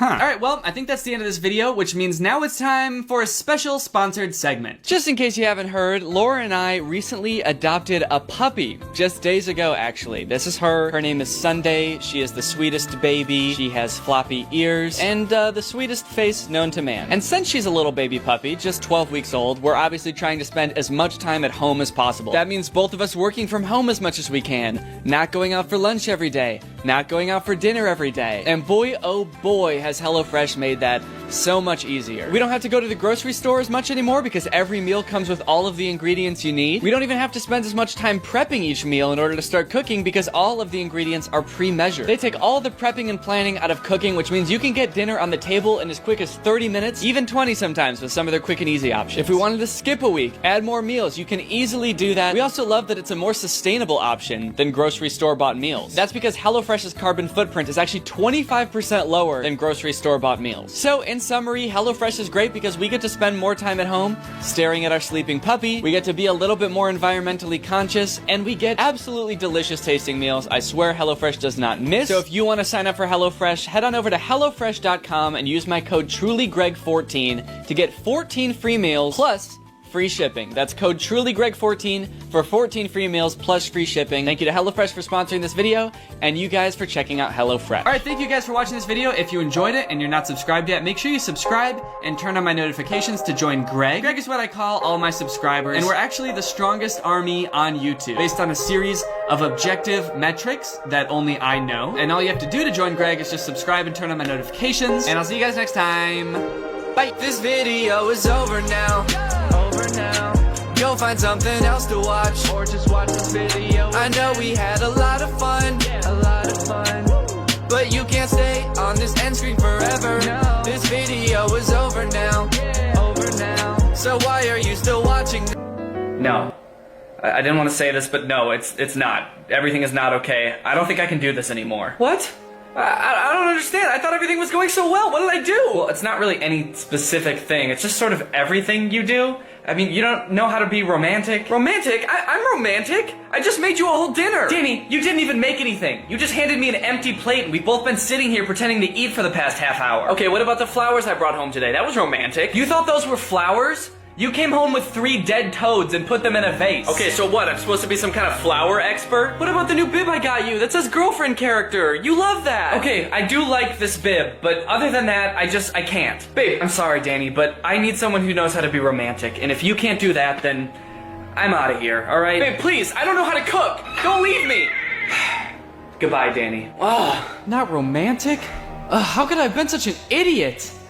Well, I guess there's only one thing to do now. Make a YouTube video. No, that's not what I meant. Yep, I'm gonna make a YouTube video. Sounds good. What's up, Greg? It's me, Danny, back with another episode of How to Being a Romance. This video is sponsored by Audible. If you're looking to get started listening to audiobooks, go to www.audible.com/GregForLife or text Greg for Life to 500-500 to get a free book and a 30-day trial. So I've noticed that on Instagram and Facebook, more and more, these posts that just bait people into liking and sharing and commenting have become more and more prevalent. It used to be like there would be a funny video and at the end it would say, share this with a friend or tag a friend in this. So it would be a funny video and then it would tell you to share something. But more and more, all of the content on like Instagram and Facebook has become like the sharing and commenting part comes first, and then it's like, we'll try to throw something entertaining in there too. Posts that are just like, tag a friend who loves cleaning, tag a friend who loves to clean. It's just like the most blatant attempt to just get more people to see what you're posting without actually having to come up with any interesting content or anything that offers any like entertainment value. But I've noticed there's one subgenre of this like comment and share baiting content that's like relationship related stuff, like stuff about love and sex and marriage and dating that are either written by like 8-year-olds or people who don't speak English as their first language. They just like, some of them just don't make any sense. Like, being relatable on a surface level is not very hard, but I feel like these people really fall short sometimes being relatable in like the simplest ways. I've discovered like a bunch of accounts, like this one called Hidden Feelings. They just post pictures like this one. Marry a short girl because, and then you have to click to the next picture to find out why. They gives the best hugs and could listen to your heartbeat easily too. Which, I mean, is really something that you would look for in a significant other. Giving hugs is great, and listening to your heartbeat is super useful in a significant other. I can't tell you how many times I asked Laura to listen to my heartbeat just to make sure I'm not dead. Drop a like if you agree. So basically, this is meant for short people. It's saying, hey, short people deserve love too, right? Drop a like on this if you're short and you think that short people deserve love. What short person is gonna see this and be like, I don't think I really do deserve love. But it's just so weird to see them try to relate on the most basic level things and just failing so badly. Like this one is called When Bae is in Periods. Ugh, fellas, don't you hate it when you're trying to like cuddle with Bae, but she's in periods? Ugh, it's so frustrating. It's like, Bae, get out of periods. Okay, when Bae is in periods. This one's a little scene between a boy and a girl, so here it goes. Hey baby, you up for tonight? No, I'd rather eat shit than go and see you. Period? Yes. Wait, I'll be there in 10 minutes with chocolates, movies, blankets, and Chinese. This is why I love you. Drop a heart for your love and tag someone. Yeah, don't you hate it when your girl is in periods and she tells you she'd rather eat shit than come and see you? Okay, this one's kind of weird. Girls are perfect. Short girls are pretty. Tall girls are beautiful. Fat girls are cute. Thin girls are sweet. Fair girls are attractive. Dark girls are gorgeous. Moral: girls are perfect in all aspects and appearances, and most beautiful gift from God. Drop a heart if you agree. Tag someone. They all end with drop a heart if you agree and tag someone, obviously. I just think it's funny, like they have to cover every single base, just in case some, like a thin girl's watching this, or a fair girl's watching this, so that all of them will like this post. Like, wouldn't it be weird if they singled out one girl, like in the middle of this, like, fair girls are attractive, dark girls are cute, girls with green eyes can fuck off. It's just like, whoa, what? Also, it's talking about how like hot and sweet all these girls are. Why the fuck is the picture a 5-year-old? Like, shouldn't it be a gorgeous woman? Why is it like, it's all these like kissy emojis? Fat girls are cute. Tall girls are beautiful. I mean, just look at this 5-year-old girl. This one I like because it's like, this is the type of thing that you would see people post and be like, yes, this is what I want in the bedroom. Give me this. It's a picture of a butt with someone grabbing it, and the caption is, grab those things that makes you happy. Grab those things that makes you happy. Say that in the bedroom next time you're getting down with someone. Oh yeah, baby, grab those things that makes you happy. I just want to grab those things that makes me happy. I really like the ones in here that are like stories. They'll write out little stories between like a boyfriend and a girlfriend to illustrate some kind of point. So this one is called I Am Pregnant. So I'll act it out. I love you. What's wrong? Well, I'm pregnant. What? I still need to finish my study. My parents would be so disappointed if they know. I'm breaking up with you. I don't want to be your boyfriend anymore. What? After you've done this to me? How dare you? After you've done this to me? This baby inside me? What have you done? Okay, please, let me explain. What is there to explain? I'm breaking up with you and I don't want to be your boyfriend anymore because I want you as my wife now, not my girlfriend. And don't worry, I'll talk to your parents and I'll do anything to help you with our baby and your study as well. Now put a beautiful smile of yours on your face as I said I love you, baby. I love you too, baby. And this is called true love. Treat your girls like that. Tag someone. That's true love. In like a girl's emotional state when she's really nervous to tell her boyfriend she's pregnant, it's really important that like as her man, you have to sort of like play this weird mind game with her where you tell her you want to break up with her, make her cry, and then only then clarify, no, I mean break up with you as in propose to you. That's what people say when they want to propose to someone, right? And be their husband. I want to break up with you. Like, I get what the story's trying to do, but it just, like, doesn't really work. Why did he have to go through all of that just to say, okay, we can get married and I'll help you? Why didn't he just say that? There's a couple stories that are like that. This is another good one. I will act this one out as well. Will you marry me? Do you have a house? None. But do you have a BMW car? None. How much is your salary? No salary, but... No but. You have nothing. How can I marry you? Just leave me, please. Girl goes away. Boy, talking to himself. I have 1 villa, 3 plots, 3 Ferraris, 2 Porsches, 1 Lamborghini. Why I still need to buy a cheap BMW? How can I get a salary when actually I am the boss? Moral. Don't judge anyone because everyone has a different story. First off, what is the relationship between the boy and the girl where the boy asks, will you marry me? And the girl's first question is, do you have a house? I'm so confused about where this conversation started. Is this the first time they've met? And the boy just walks right up to the girl and he's like, will you marry me? Because then, honestly, the girl has a right to ask a few questions about this guy. Or have they been dating for like years and the boy is finally proposing to the girl, but the girl has for some reason never been to this boy's house or seen his cars, like she doesn't know anything about him? Also, I get the moral, it's like don't judge a book by its cover, but why did the boy wait for the girl to walk away to start saying all the cool shit he has? Like he's just saying all this shit by himself alone, talking to himself like a psychopath. The girl walks away and he's just like, I have 1 villa, 2 Porsches, 3 Lamborghinis. I am the boss. It's like, dude, the girl's gone. What are you doing? Just talking to yourself. Why do I still need a cheap BMW? I'm rich.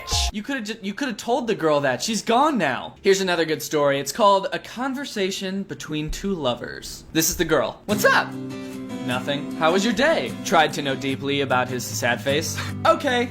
After 10 minutes. Are you busy? Asked in a very utter way. Hold on, let me do that line again so I can ask in a more utter way. Are you busy? I don't know. What is an utter way?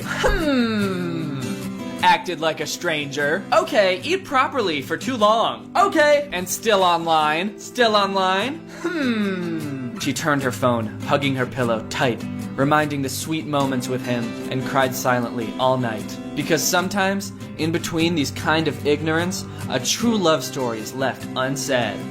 Damn. That was really deep. It even says the moral, like this one even has like a paragraph of the moral of the story at the end, and I still don't understand. I just don't follow. Here's another good little story. Am I pretty? No. Do you want to be with me forever? No. Would you cry if I walked away? No! She had heard enough, and was hurt. She walked away. Tears ran down her face. The boy grabbed her arm. You're not pretty. You're beautiful. I don't want to be with you forever. I need to be with you forever. And I wouldn't cry if you walked away. I would die. Boy whispers, please, stay with me. Girl whispers, I will. Tag someone. Anyone. It doesn't matter who. Just tag someone. Honestly, tag your fucking boss in this. Your boss shows up to work the next day like, what the fuck was that? Why did you tag me? Sorry, dude. It said tag someone. And You were the first person that popped up. I'm sorry. What is it with these stories and the boy just being completely oblivious in the first half of it and then suddenly turning around and being the hero? Like it's not romantic. The girl just, it starts off with the girl asking the boy if he thinks she's pretty, and he's just like, no. Like, why not just say, no, I think you're beautiful? All right, well, that's enough of those. That's about all I think I can read. Sometimes it's just kind of fun to fall down a weird rabbit hole in Instagram or any other social media platform until you just find, like, the weirdest subsection of, like, accounts that are just posting the weirdest shit. And it might not be like these people are doing the worst thing in the world. It's just very strange. Anyway, guys, as I said earlier, this video is sponsored by Audible. Audible is a great service for listening to audiobooks. I used to commute like an hour each way to work every day, and I would listen to audiobooks all the time in the car. Long car rides are like the perfect time to listen to audiobooks, and Audible's like the perfect service for that. I really like listening to books by some of my favorite comedians. One I listened to today, Egghead by Bo Burnham. I've read the book before, but I just listened to the audiobook because it was only like an hour and a half, and it was great. It's great to just like put something on and listen to it while you're writing, or if you're going for a run and you want to just forget about what you're doing and just listen. I feel like for me, for someone who tries to be funny for a living, always listening to other people who are funny and that I think are really funny is really helpful to me. Dimitri Martin has a book on here too called This Is an Audiobook, which I want to listen to next. So if you want to check any of these books out, or you just want to check Audible out because you can get a 30-day free trial and a free book, go to audible.com/Greg4Life or text Greg4Life to 500-500. It's super easy to set up your account and your free trial. So if you want to get yourself some audiobooks, go and do that. Thanks to Audible for sponsoring this video. And as always, if you're new here and you're not a part of Greg yet, you're probably wondering why I said what's up Greg at the beginning of this video. Greg is my fan base on YouTube. I call all my fans Greg. We're the strongest army on the internet. We're the fastest growing army on the internet. And this is a little known fact. I've never stated this publicly before, but all Gregs are in fact immortal. So Gregs can't die, and we're also impervious to all diseases. This is something I've known for a long time, but I just decided that now is the right time to say it. So yeah, if you're Greg, you're immortal. Don't worry about dying. It's not gonna happen. And if you're still one of those mortals who aren't subscribed, go ahead and subscribe. All you have to do is subscribe and turn on my notifications to be Greg. Thank you, Natty Love, for turning on my notifications. You are truly Greg. If you want to be the shout out in my next video, just turn on my notifications and be one of the first people to comment on my videos. Thank you guys for watching this video. What's up, Greg? I hope you're having a great day. Welcome back to my channel. This, of course, is another episode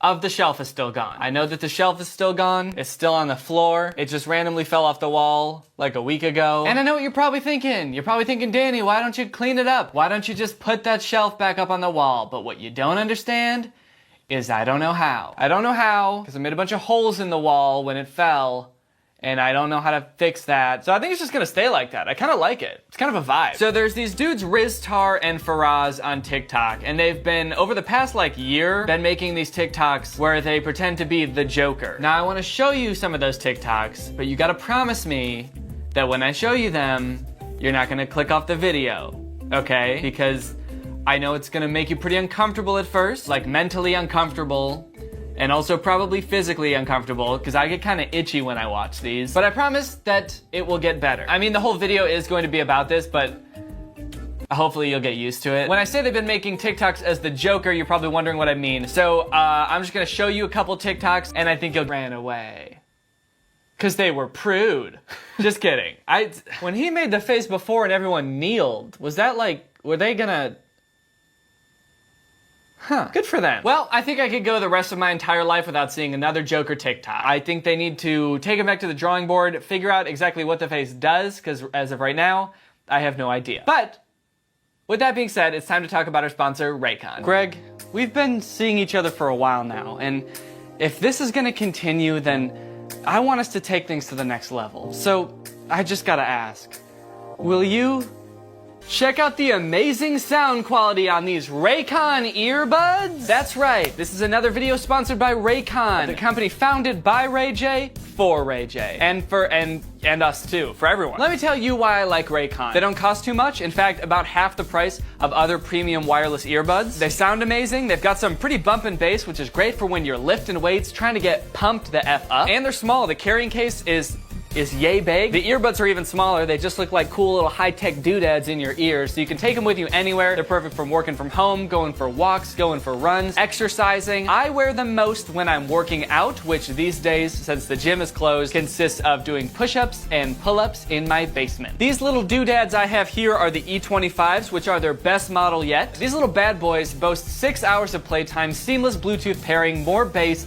a compact design, and it gives you a nice noise isolating fit so you don't gotta hear all that nonsense going around you, like babies crying and dogs crying and your wife crying. If you don't like the black color, even though I personally think it's the coolest, there are other fun colors as well. So if you want to check these bad boys out and see for yourself just how amazing they are, click the link in the description to get 15% off your order, which is a great deal because these are already like half the price of other premium wireless earbuds. So yeah, click the link in the description below to get 15% off. Thank you to Raycon for sponsoring this video, and thank you to you guys for checking out Raycon. I know a number of you have already purchased Raycons and are happy with them, so thank you guys. It's honestly very cool of you. Alright guys, well I hope you enjoyed this video. If you're new here and you're not subscribed yet, make sure you subscribe and turn on my notifications to join Greg. If you want to get some of this merch or any of the new merch that I just released, go to dannygonzalez.store. The link will be in the description for that as well. Also, let me know how I should fix this. Maybe I'll make a second channel video about fixing it. That would be fun, right? Do a little room makeover. Could be fun. Or maybe I'll procrastinate and leave it like this for months. We'll see. Bye. This video is over now. Go find something else to watch, or just watch this video. I know we had a lot of fun, but you can't stay on this end screen forever. No. This video is over now, so why are you still watching this? Before this video starts, I'd like to say that this video is sponsored by Mischief. Mischief is a brand that creates and releases insane new things every 2 weeks. You've probably seen some of their drops before, but didn't even know that they were the ones behind it. I've seen their next drop that's coming up, and it is sick, and the only way to know about it is by downloading the Mischief app. So if you want to be in the know, search MSCHF on the App Store or Google Play Store, or go to mischief.com. Anyways, here's the video. What's up, Greg, and welcome back to another episode of Ditzy-Gaki, the internet's most notorious ripoff of Danny Gonzalez. So it has been brought to my attention that the movie that I made a video about a couple weeks ago, What's Up, is actually a sequel. I did not realize this. There were a lot of things that I was confused about in that movie, and apparently it's because that movie is a sequel to a different movie called Big and Little Monsters, which is actually a ripoff of Monsters vs. Aliens. I gotta be honest, it's kind of clever of them to just use the same characters to rip off a different movie. That's pretty genius. Like, they didn't have to like remodel any new characters or make a new set or anything like that. They can just stick all of these characters in a different movie. So today we're gonna be taking a look at Big and Little Monsters, and we're gonna see if it's any less bad than What's Up. And we're also going to see if it's any less racist. Also, I'm curious to see if any of the questions that I had about What's Up are answered in this movie, because this movie is supposed to set up What's Up. All right, let's dive in. I'm about to dive in. So the movie starts with Dr. Crumb being woken up. He's got a very technologically advanced room, but what else would you expect from Dr. Crumb? He's got all these little gadgets designed to wake him up and give him a good morning. He's got this little floating robot that comes to give him the news. Express breakfast, country breakfast, breakfast with nuts, Sunday breakfast, breakfast delight. Huh.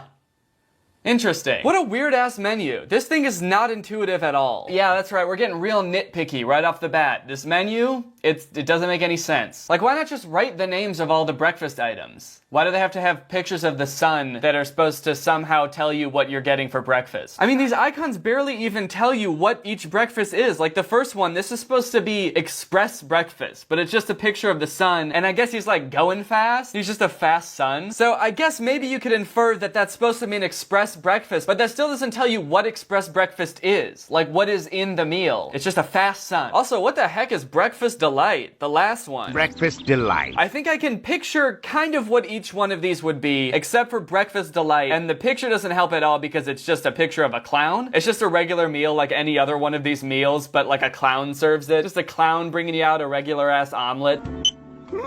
You selected Country Breakfast. Good morning, Dr. Crumb. Yesterday's electronic news headlines. Tomorrow, Dr. Crumb will launch the first intergalactic supersonic geometric antenna. 请出请把请，请问我 Right off the bat, the movie's not any less racist, specifically towards Chinese people. What is with the writers of these movies and being really racist? In the last movie, they had the guy that they kept making fun of, and now in this one, the robot is making fun of Chinese people. For crying out loud! It must be a virus. I'm sure I unsubscribed from that darn Chinese news channel. Oh, your robot got a virus? The robot that you made and only you own got a virus? Who wrote the virus for your robot that no one else knows exists? I think you programmed it to do that just so you could be racist. It kind of seems like it. Country breakfast will be ready in... Oh, here we go. Now we get to see what the country breakfast is. Look at all those pots and pans in the background that were used to make this breakfast. I bet it's gonna be a pretty exquisite breakfast. 9, 8, 7, 6, 5, 4, 3, 2, 1... Country breakfast complete. It's an egg. It's one egg. The country breakfast is just one egg and coffee, but like in a cup the size of a shot glass. Just a little, tiny little thimble full of coffee. That's all Dr. Crumb needs to get himself going in the morning. Is this a thing? Is there such a thing as a country breakfast that's just one egg? One hard-boiled egg? Reminds me of life out on the farm. It was a simpler life, to be sure. Every morning I would get fed one hard-boiled egg by my floating racist robot, and I would drink coffee out of a cup the size of a water bottle cap. I miss those days. That was a simpler time. More salt! More salt. A little more salt, please. A little more salt. Apply! Junk. Yeah. Good morning, Amanda. Oh, this junky concentrated salt laser still isn't working right. It needs to be fixed right away. Who can eat breakfast like this? So one thing I noticed right at the beginning of this movie is that Dr. Crumb seems a little bit different. He seems a little more cranky and jaded, especially towards technology. Like right here, he gets pretty pissed about his salt laser not working. I don't know why he needs a laser to put salt on his egg. I feel like a salt shaker would be just as convenient, if not more, because you don't have to like change the batteries or invent it. So over breakfast, Amanda, Dr. Crumb, and Gunto are all talking about their big day today because this like intergalactic antenna that Dr. Crumb and Dr. Zooks have been working on for a really long time is about to be operational. This antenna is apparently supposed to help them contact extraterrestrials, get messages from aliens, all that good shit. So they're all really, really excited. Oh boy, the antenna! We're officially late! We've got to get out of here! Guto, what on earth are you doing? Guto, give me that! I have no idea what you're doing, but this isn't one of your silly toys, you hear me? So in addition to being pretty cranky in this movie, Dr. Crumb also hates Gunto. I don't know what happened between this movie and the next one that made him like Gunto, but in this movie, he fucking hates his own nephew. It's really weird, which was pretty shocking and devastating to me, because I happen to be a pretty big Gunto stan. In a few moments, we'll be able to communicate with any intelligent being in the vastness of outer space! Dr. Crumb, please, Dr. Zooks, just one more question. What about our security? We're still pretty traumatized by the images of that film showing how you fought off those terrible aliens during the infamous invasion of 54. One thing that they keep bringing up at the beginning that's going to be important later is this alien invasion of 1954. So apparently there was this alien invasion back in the 50s that Dr. Crumb and Dr. Zoops helped stop. They got rid of all the aliens, fought them all, sent them back to space. Not really clear what they did, but that's the reason that they're such famous scientists now is because of that alien invasion back in the 50s. Remember that for later. Just tuck it back into the depths of your mind. You're gonna need it. You're gonna need to know about it later. If you will allow me, I'd like to ask a very special young lady to help me turn on the antenna. My niece, Amanda. Can I go with you, please? No, you stay here. You're too immature to handle a machine like this. You see this? Even Amanda's getting in on the Gunto hating action. Put some respect on Gunto's name, man. Disrespectful.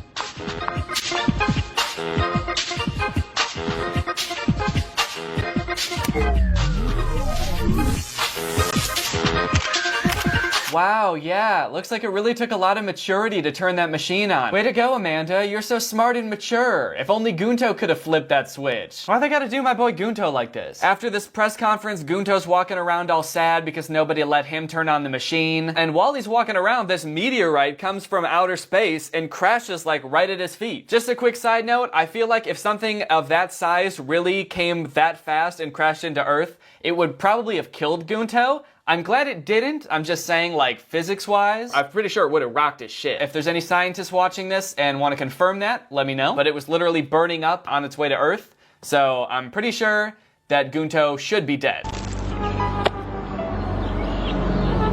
Wow, this is so beautiful! Oh yeah, shit. Look at that green ball. So beautiful. Green ball. Flat green ball. That is somehow not affected by light. There's no shading on this ball. It's so beautiful. Uncle, there's something I've been meaning to ask you. Is it possible for the antenna to receive alien messages through a baseball?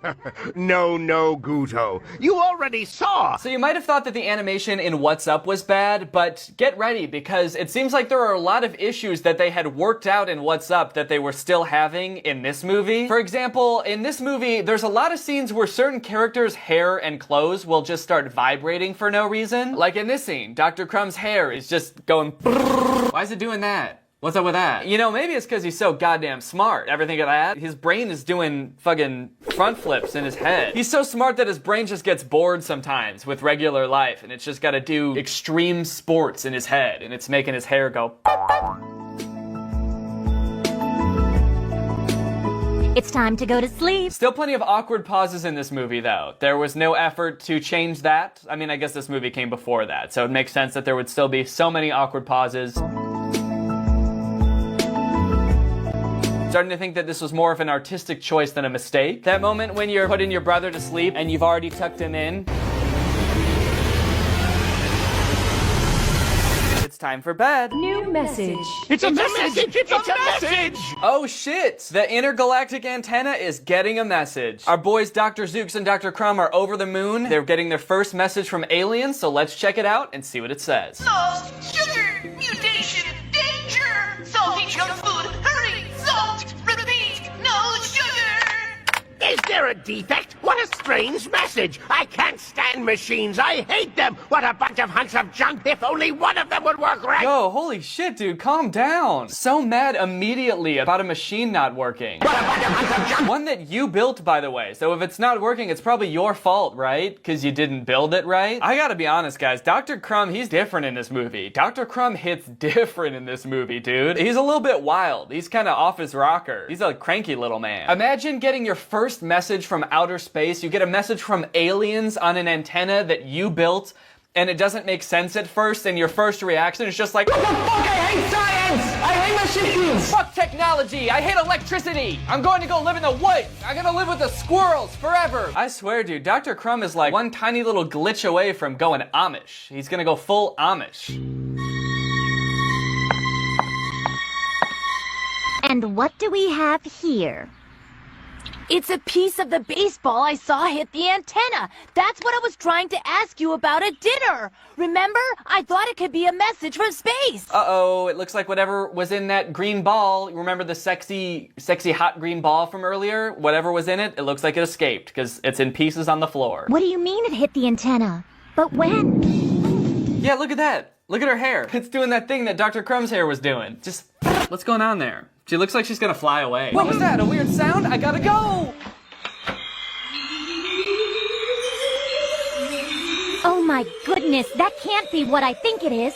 We have to tell Uncle Crumb. Tell me what? What was that noise? This scene's weird because they're looking at whatever is outside. It's whatever came out of the green ball. They're like watching it and saying shit about it, but they're not showing it, which I guess could be like an artistic choice. Some movies do that where they're like, oh my god, look at that. And then it cuts to the next scene and you're like left in suspense. But because this movie is so lazily animated, all I can think is that they just did this to get out of animating the monster for one scene. They really got too lazy to animate like the main antagonist of the movie. He's destroying everything! Aren't those the same aliens you fought and defeated in 54? It's time for you to save the world again! Sometimes Amanda moves like she's a character in a horror movie. Like she's the girl from The Grudge or The Ring or something. It's like she like speeds up and slows down at weird speeds and her hair is going bop bop bop bop. It's time for you to save the world again! I'm worried about Amanda in this movie, dude. First her vibrating hair and now she's moving like some kind of ghostly apparition. Can't say I like that. I think they came from inside Goodo's bag. There's definitely 3 monsters and I think they came from the ball that hit the antenna. Let me have a look. Very interesting. The sound. Oh, fuck, dude, what? He just licked that thing. He doesn't know what that is. I guess Dr. Crumb also thought the ball was really good looking. He really liked that sexy green ball. He's like, oh, fuck yeah, let me see that shit. I gotta taste it. But even Gunto didn't think the ball was that good looking. Look at him. His face says it all. He's disgusted. Obviously, it isn't a spaceship. Organic material indicates the formation of a living outer covering inside of which these strange beings develop. In other words, we can say that your baseball here is an egg. Oh, shit. It wasn't just a regular green ball. It was an egg. Now I know why Dr. Crumb wanted to taste it. He thought that shit was a whole-ass country breakfast. So Dr. Zooks analyzes the egg, finds out it came from outer space because it's got some star fragments in it. And then Gunto also turns on the news and they hear that there's monsters ravaging the city. They're at the zoo and they're eating animals and shit. It sounds actually horrifying. Even like the anchor on the news is terrified. The wrath of destruction is terrible. In an instant, the monster mercilessly tore apart a garden. Turn it off, Gunto. And for some reason has run into the zoo. It's sheer madness. Amanda and Gunto get pretty gung-ho about going to fight the monsters because they're like, well shit, we got Dr. Zooks and Dr. Crumb. They fought aliens before in the alien invasion of 1954, so we'll be good. They've got plenty of monster alien hunting equipment. But the whole time that Amanda is talking about going to fight these aliens, Dr. Crumb looks really worried and eventually pulls Dr. Zooks off to the side. Dr. Zooks, I don't believe it's possible. This monster story must be some type of scheme that we need to get to the bottom of. They'll find out the whole lie. Monsters don't exist. We invented everything. That story about an invasion of monsters we made up was just so that the government would invest in our interplanetary communication project. Wow, so it turns out they were phonies the whole time. Turns out they made up the whole alien invasion thing just to get money from the government. I don't know how they faked an entire alien invasion just to get money from the government. Like, wouldn't there need to be other witnesses or like buildings destroyed and stuff? Did they kill people and destroy buildings to pretend that they were fighting aliens? That's pretty fucked up. These monsters are a fraud! They're gonna find out everything! We're done! Fried! Oh, fuck him up, Dr. Zooks. Oh, I love that sound that he makes when he slaps him. He sounds like he's really getting his shit rocked. Yeah, his brain's really doing flips now. That's kind of a weird thing that only happens in movies, I'm just realizing. Like, in movies all the time someone will be having like a nervous breakdown and their friend will be like, snap out of it, and slap him in the face. How many times in your life have you had a friend that was in a serious crisis? Maybe they were having like a mental breakdown and you thought to yourself, oh, I know what'll calm him down. I'm gonna slap the shit out of him. Oh, you may be having a panic attack, but get ready for a physical attack, bitch. Kick him in the face, kill him. But Amanda gets into everything. Whatever tweaks her interest, she wants to know everything. Dr. Zooks, my niece will find out, and when she does, she'll no longer respect me. Do you understand? Come on, Dr. Crumb, that girl completely idolizes you! Yo, what about Gunto? What about the boy? What the hell? Why is this dude so obsessed with Amanda? This whole movie is so disrespectful to my boy Gunto. My niece! What am I gonna do if my niece finds out? Ugh. Chill out, you weirdo. It's not important what you did, but who you are. A dedicated scientist, an attentive uncle, and a man with character she can be proud of. Look at everything you do. Everything you think. You're a famous scientist. Yeah, I wouldn't be that confident that she's still gonna like you. Like, sure, you're still a famous scientist. Like, we've all established that the reason for that is a big hoax. So you shouldn't even be a famous scientist. And judging by how baffled you are at technology, it still seems like even after all this time, you still suck at science. Anyway, so they have that conversation, and then Dr. Crumb goes back outside to talk to Amanda and Gunto and finds that they've left. They went to go fight the aliens on their own and are just gonna let Dr. Crumb and Dr. Zooks catch up with them. Dear Uncle, we went ahead of you with the photoplasmolithium guns. I'm sure the plan you're putting together will work perfectly, saving us all, and the whole world will be grateful again. Amanda, you're in danger. My dear niece, in danger, and it's all my fault. What are we going to do? What about Gunto? Hey, remember the little boy? The little boy that you're to care for? You know, you got Amanda, and then your much more younger and defenseless little nephew, Gunto. Yeah, he's there too. He's gone off to fight monsters with fake guns. Do you think that that's maybe a problem too? Or are you just concerned about the niece? So Gunto and Amanda show up to the park. They find this guy selling popcorn, so Gunto starts to buy some popcorn. But then one of the aliens pops out of nowhere, and they all freak out. Dr. Zooks and Dr. Crumb pull up just in the nick of time, and they hop in the car and they make a getaway. Good for nothing, kids. These days they walk all over you. Even an old popcorn vendor. There's no respect for the corn. When's it all gonna stop? Why do I suddenly feel like this movie was written by a retired popcorn salesman? So they're riding along. They have a little heart-to-heart because Dr. Crumb eventually tells Amanda that the whole alien invasion was a hoax before, so they're really not as safe as they thought. Then a monster comes out of nowhere, tries to eat them again, and they end up hiding in a movie theater.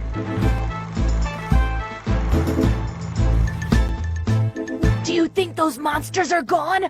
Would you mind keeping it down? I think I heard something.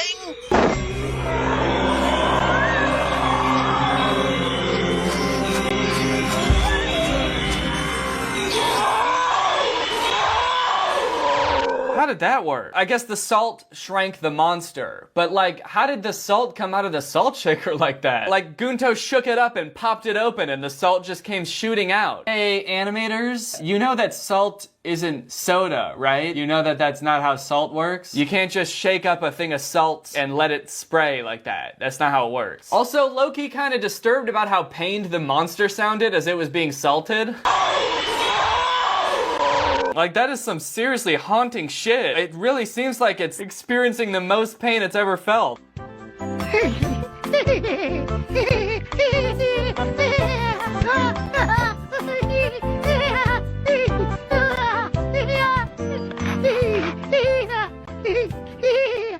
Be careful! If you give that little guy any more popcorn, he'll disappear! You're absolutely right. I thought once they started talking, the monster would stop making that noise, or they would, you know, like reduce the volume of that monster so it wouldn't be so distracting. But nah, the sound design people were just like, fuck it.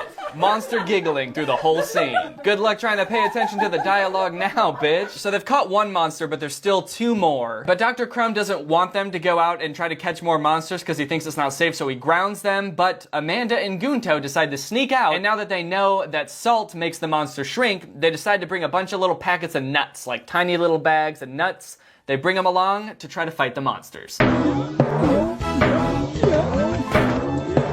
Gunto, hit him with the salt, quick! Take this, you oversweetened monster! Swallow these salty peanuts! Yo, what? That's so many nuts. How did all those nuts come out of that tiny little bag? They just rip open a tiny little, like, airplane-sized bag of cashews, and it's just endless cashews. Now that's what I call breakfast with nuts. Hit him with the salt, brother!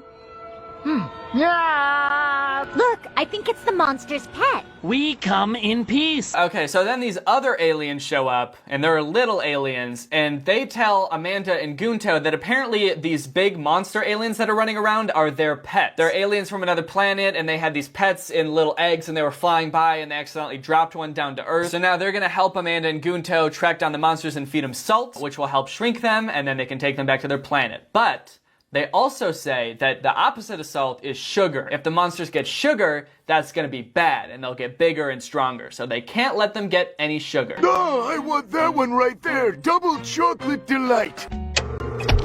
Okay, this part is really awkward, and I feel like when I just show little clips from the movie, you don't really get a sense for how awkwardly it's animated, because I'm trying to cut it down for time and make this video interesting. But I'm gonna let this part play out in its entirety so that you can really get a sense for how unnecessarily long some sequences in this movie are. Welcome to Ice Cream Express. How can I help you?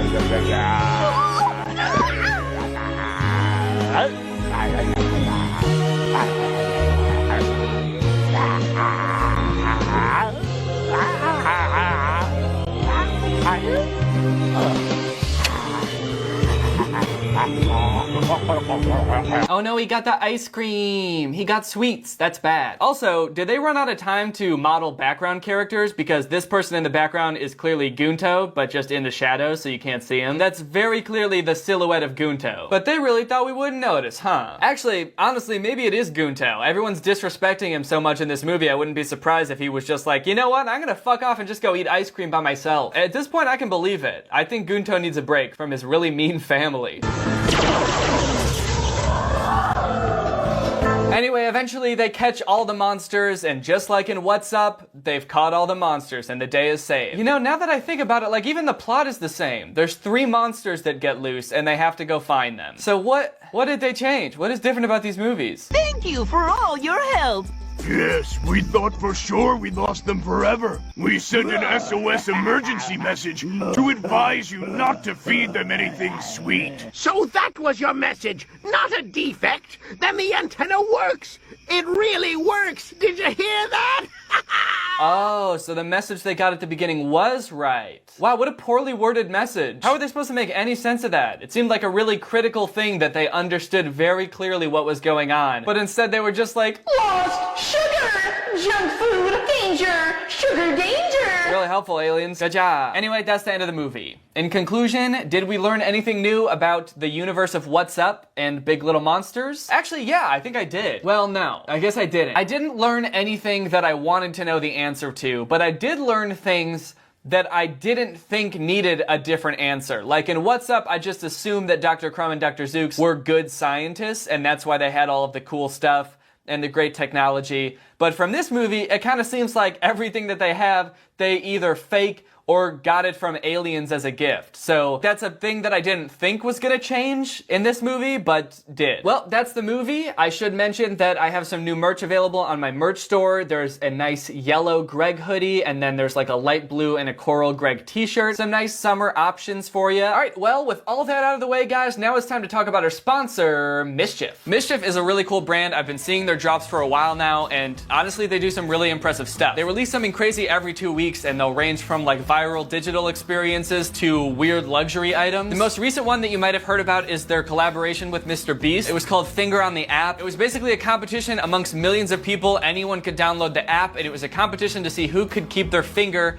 on an app for the longest. There were over 1 million players. It got to #1 on the App Store, and it lasted for over 72 hours. And the grand prize was a whopping $25,000. Another funny one is Scream Club, which is a website where you can go to just scream. So if you've ever wanted to go to a website and just scream or hear other people scream, then this might be for you. You might have heard of this one because there was a pretty viral TikTok about it. Over 1 million people have gone in and screamed, and this was actually one of their secret drops. So this would be one where you would have to have the Mischief app in order to be able to get in and scream your little head off. They also have a magazine called Mischief Mag. Each issue has some really interesting stuff in there. For example, they taught you how to use Spotify to make free money, basically. And another covered how to break traffic laws, but legally. Also, I may or may not be allowed to disclose this, but Mischief Mag Volume 2 comes out in August. And it's even crazier than the first one, and the only way to get it is by downloading the app. So go ahead and download the app. Search Mischief on the Google Play Store or the App Store. People with the app get first access to all of the drops, and they also get access to secret drops that you can only get with the app. Or go to mischief.com. Again, Mischief is spelled MSCHF. Thanks to Mischief for sponsoring this video, and thank you to you guys for checking out Mischief. Again, it's a really cool company. I highly recommend checking it out. They do a lot of cool stuff. All right, now back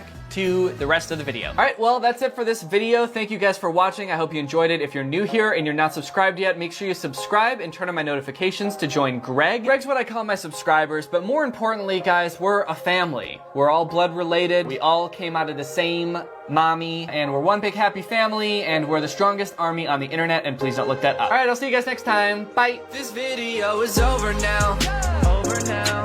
Go find something else to watch, or just watch this video. I know we had a lot of fun, but you can't stay on this end screen forever. No. This video is over now, over now. So why are you still watching this?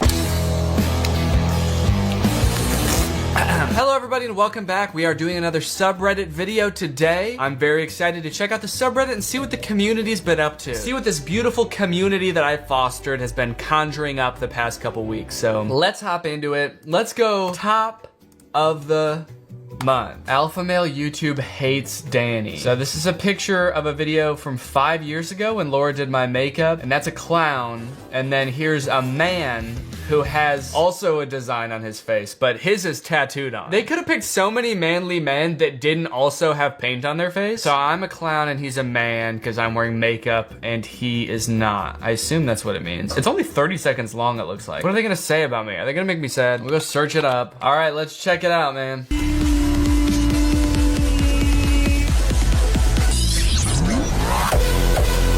Whoa! Holy shit. Wait, am I even in this video? This video has nothing to do with me. Stop being weak. Take responsibility for your life. You are not a baby, you are a man.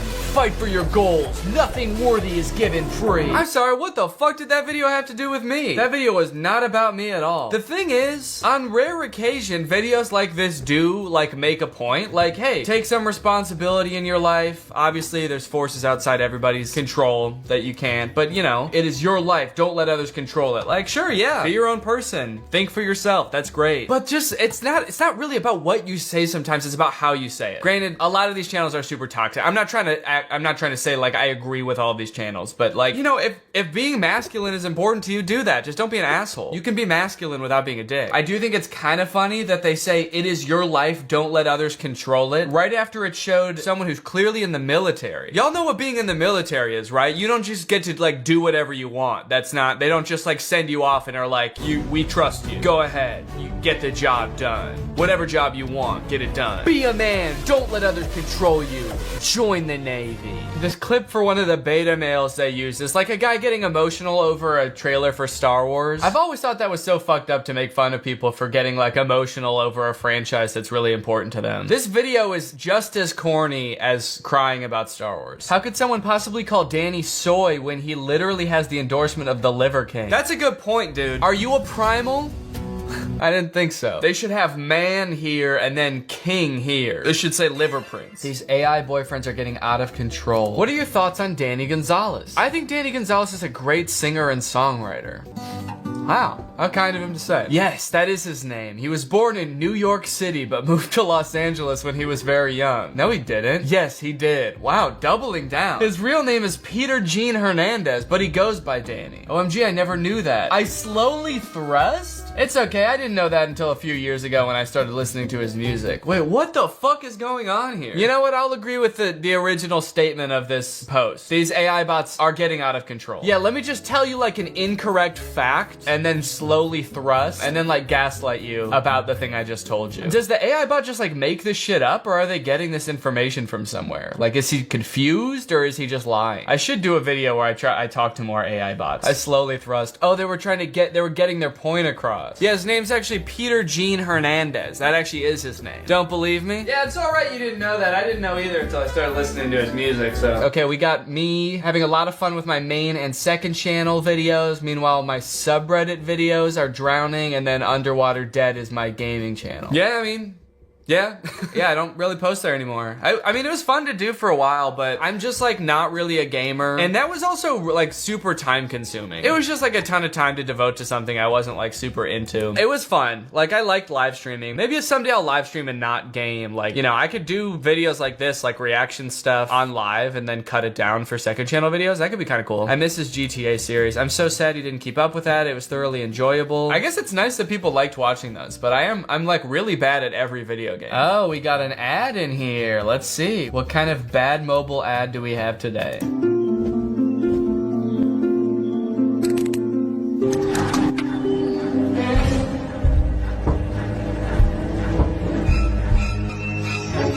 So she killed the baby. She had a baby, she loads the washer. Oh, she still has the pile of clothes in her hands and not the baby. The baby's binky's on the ground. So you can decide whether to throw everything in the trash or destroy everything with a hammer. Oh, and then you kind of just turn it into a second living room. That's tight. It's so interesting with these ads because there's no way this actually happens in the game. She got over murdering her baby real fast. Hey, we don't know how much time was in between there. This could have been months. Could have been years. We don't know how much time passed in between her finding the binky and destroying her infant son's room. Why are you guys still supporting Danny Gonzalez like the police didn't find human remains as evidence of cannibalism in his LA home that he sold in 2013? Okay, People change, all right? People grow. That was like 8 years ago. What do you want me to do? I could go back to eating people. Would that make you happy? You want me to do that shit again? I don't think so. So how about just forgive me? I merged Danny with Danny. I guess you could say this is literally Too Danny, Too Furious. Ooh, this is weird. It's double Danny. This looks more like me than I do. That's awful. It's like every feature of my face is like double. Actually, it's kind of not. It actually doesn't really look like me. It's just kind of uncanny. It tried to make my face end right here, but then also made it end over here. How does Danny and Danny look less like Danny? Man's looks like a Tommy or Daniel or something. Yeah, he looks more like a Tom than a Danny. Can we get a Tom check? What do we think about Tom? Can we get a temperature check on whether this is Tom or not? Let me know in the comments. If I had to name this person, I don't think I would say Tom, honestly. To me, this looks like a Henry or something. Honestly, he looks British and he looks like his name would be Henry. Oh, interesting. Okay, so this is a comment from my last video about the MGK movie. Let's read it. I've watched your videos for years, Danny, but you're just straight up hating on him in this video. This is neither the best nor funniest movie review you did. That really hurts to hear, because every time I am trying to make literally the best video I've ever made, even though I've made hundreds of videos, I still expect each one to be literally the best video I've ever made, so that does really hurt to hear. You don't need to jump on the hate train, love. You're better than that. This movie was obviously dripping in irony and sarcasm. I agree that it's a very well written nor necessarily the best directed movie, haha. I think they mean I agree it's not very well written or the best directed. So it's, yeah, so it's a bad movie is what you're saying? I agree. But he's just a guy, not giving a single fuck. That was part of the problem with the movie, actually. It's that no one seemed like they cared. Doing whatever he wants to do, putting stupid jokes in and shit. Does this person agree with me? At first he was like, Danny, I'm sorry, but you're just hating on the movie for no reason. Sure, was it a bad movie? Yeah. Did it seem like he didn't give a fuck and was just throwing in bad joke after bad joke? Yeah. And were those all points you brought up during the review? Yeah.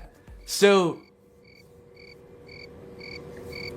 what was I saying again? But he probably didn't try winning an award. Don't tear people down for views, Danny. What I do on my channel all the time. You could have made this video funnier by being more neutral. Well, that's just not true. It always is kind of interesting because, you know, I have like such a wide audience that occasionally I will make fun of something that like has some kind of intersection with my fan base. And so it's kind of interesting to see how people react when that happens. Oftentimes people are like, hey, you know, I like this thing, but I don't mind seeing somebody joke about it. Usually people have a sense of humor about that kind of thing, or they'll leave like a jokingly upset response. It is kind of funny to see someone who's watched my videos for years. This person has watched me poke fun at other movies for years, and then the second I make fun of an artist this person's clearly a very big fan of, they're like, you know, you don't have to hate on everything. You should be more neutral. Wow, Marmaduke stand in the wild. Imagine this comment on any other video. On the Marmaduke video, the Ratatouille video. Danny, I'm sorry, but you did not have to jump on the hate bandwagon. Marcel has it hard enough as it is. He was clearly just having fun with it. He didn't give a fuck. He was just trying to steal some strawberries from the kitchen. They're wrong for that. MGK sucks balls. Okay, XEM1S, I've been a fan of your comments for years, and I've seen you say that countless other people suck balls and thought it was funny every other time, but you really crossed the line with this one. MGK is untouchable. He's a god, and he sucks balls, but when he does it, it's because he doesn't give a fuck. Danny as Marmaduke. I like that they put my picture on like a picture of someone else doing yoga. You can tell because they kept like the Google image results. Keeping it simple, hands and. This is Marmaduke doing yoga. Whoa! Somebody drew me as a freaking Jedi and a Mandalorian? Okay, that's sick. That's so cool. Wow. So that's what I would look like if I was a Jedi. I'd make a cool ass Jedi. That's sick. Thank you for making that. Okay, alright. I gotta come clean about something. I didn't want this to turn into a whole thing, okay? But there's been some misinformation that's gotten a little bit out of hand with this post, so we need to talk about it, okay? This is a clip from the video where I was trying to find the worst iPhone game. I'll just let you watch it, and then we can talk about it. If you want to kill your entire family and swap them out with people that look different, oh, hello. Okay, so this person who posted it said screaming dog, and then a person underneath said, I think it was the guy. I remember rewinding the vid over and over to figure out what it was, XD. Someone said, still not sure who it is. He needs to explain this clip. I need to know where the scream came from. I didn't mean for it to be so confusing, honestly. I thought people would know that I just edited in that scream, but a lot of people thought that it was this old man like screaming for his dog to come back, because it was just such a short clip. It's kind of hard to tell, I guess. It's just a a screaming sound effect. I thought it would be funny if the dog screamed when it ran away. So I threw in a dog screaming sound effect, and I've seen a lot of misinformation of people saying it was the old man screaming at his dog. It was not, all right? It was just a funny little edit. Yeah, knowing Danny, it's just an edit. See, Woombi, that's why you know me best. You really do know me. This is my good friend, Woombi. Woomy Bai? Woomy B? Yeah, it's my good friend. Hey, what video is this from? Danny's YouTube channel. I like to do Danny portraits for art practice and wanted to share. Oh, that's kind of sick. This is cool. I love the colors, actually. The yellow and the blue contrast really well. That's actually a sick-ass picture. That's really cool, too. These are all really good. Like, are these actually paintings? They look so good that it's like, is this like just a filter on a picture? But no, I guess it does look like they drew. Yeah, they definitely drew this one. That's insane. These are really cool. Look at the detail in my hand. That's awesome. Nice job. 2 thumbs right up my own ass. All right, I'm feeling a little bit crazy today, so what the heck, you know what? Let's go, instead of top of the month, let's just go new and see what people are posting on right in this very moment. We should all show our favorite Danny videos. Here's mine, the Joker video. That's a pretty solid video. I actually really like that one. I haven't gone back and looked at that video in a long time, but I remember it being really funny. Sometimes you just come across like a gold mine that is just so funny on its own that it makes making the video really easy. Like I sat down to write that video and I feel like it just poured right out of me. It's just so ridiculous. It's like, how could I not write a good video about that, you know? Okay, this person said, trying Troom Troom's awful kidnapping hacks. That one's pretty good too. That one came out, I think like a year ago, and is still like consistently one of my like most viewed videos every month. I wonder if I could pick my favorite video that I've ever done. I think I could. Let me think. I think my favorite video I've ever done was the Tesla video. That was like the most fun to make. I think it turned out really well. I was like really excited the whole time I was making it. Got everything that I look for. I am working on a video right now currently that I think has the possibility to be my new favorite video. It's another one of those videos that like I feel really excited the whole time I'm working on. I guess I don't really know when it'll come out, but I'm gonna go shoot it like in less than a week, so I'm really excited about it. Guess you'll just have to wait and see what it is. Whoa, I made a GIF of random frames from every single video from Danny. Oh, this is crazy. It'd be really cool, whoever made this, if you did it in order. It'd be cool to see like a progression of like how my videos have changed over the years, but it's just kind of like in a random order, but still really interesting to see. I've filmed in so many different rooms. That's really cool. That must have taken forever. How many videos do I have? I don't even know. I've got 262 videos. Why does Danny constantly look like he was just told there was homework? I don't know what you mean by that, but I resent that comment. Probably because I'm always watching like the weirdest thing possible on my channel. And I guess I just make that face sometimes, man. Interesting. I'm Netflix, Drew is HBO Max, and Curtis is Disney Plus. I don't know about that. I don't know. Don't do Drew dirty like this. He's definitely Hulu. Don't do Drew dirty is an insane tongue twister. Don't do Drew dirty. Don't do Drew dirty. Don't do Drew dirty. I feel like none of them fit. It's hard to even compare people to streaming services. It's like, I don't know if I fuck with it. All right, well, you know what? I think that's enough for today. Thank you guys for watching this video. Make sure to subscribe, and I'll see you guys next time. Goodbye. What's up, Greg, and welcome back to another episode of The Clout Yard. By now, I'm sure most of you are aware of the Hype House, the content house full of all the world's biggest TikTokers. There's so many mention of this clip. There was actually no mention of any of these clips. He's got like 6 pictures, and they're all just normal pictures of him, and his story was basically nothing, so I don't know what that was all about. Definitely a wee bit concerning though, isn't it? Alright guys, well that's enough of that, which means now it's time to talk about our sponsor, ExpressVPN. This video is sponsored by one of my favorite brands to work with, ExpressVPN. Guys, I use ExpressVPN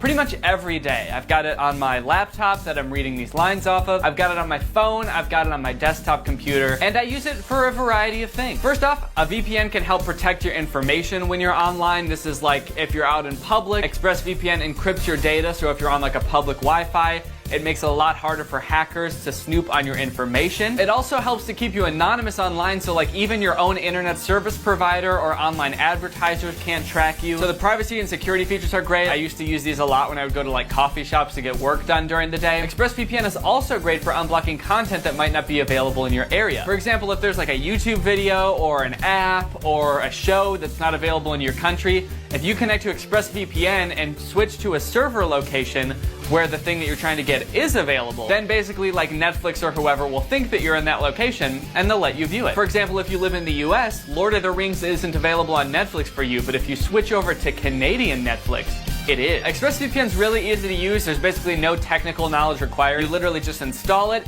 you click a button to connect, and then if you want to switch server locations, that's very easy to do. You just scroll down the list and you pick one. They've got the fastest speeds, as you can see here, very impressive. They've got 24/7 customer support. And it's not just me that likes ExpressVPN so much. For one, there's countless other creators that use ExpressVPN, and they've also been ranked the #1 VPN by many sources like Comparitech, The Verge, and CNET, and many more. So if you want to have more fun on the internet and find out how you can protect yourself even more, then find out how you can get 3 months for free by visiting the link in the description. That's expressvpn.com/Danny Gonzalez. That's EXPRESSVPN.com/Danny Gonzalez. Thanks to ExpressVPN for sponsoring this video, and thank you to you guys for checking out ExpressVPN. When you guys check out my sponsors, it really helps me get more in the future, so thank you for that. Alright guys, thanks for watching. I hope you enjoyed this video. If you're new here and you're not subscribed yet, make sure you subscribe and turn on the notifications to join Greg. I'll see you guys next time with a really interesting video where I get all wrapped up in those curtains and I pretend like I'm going to a ball. Bye! This video is over now.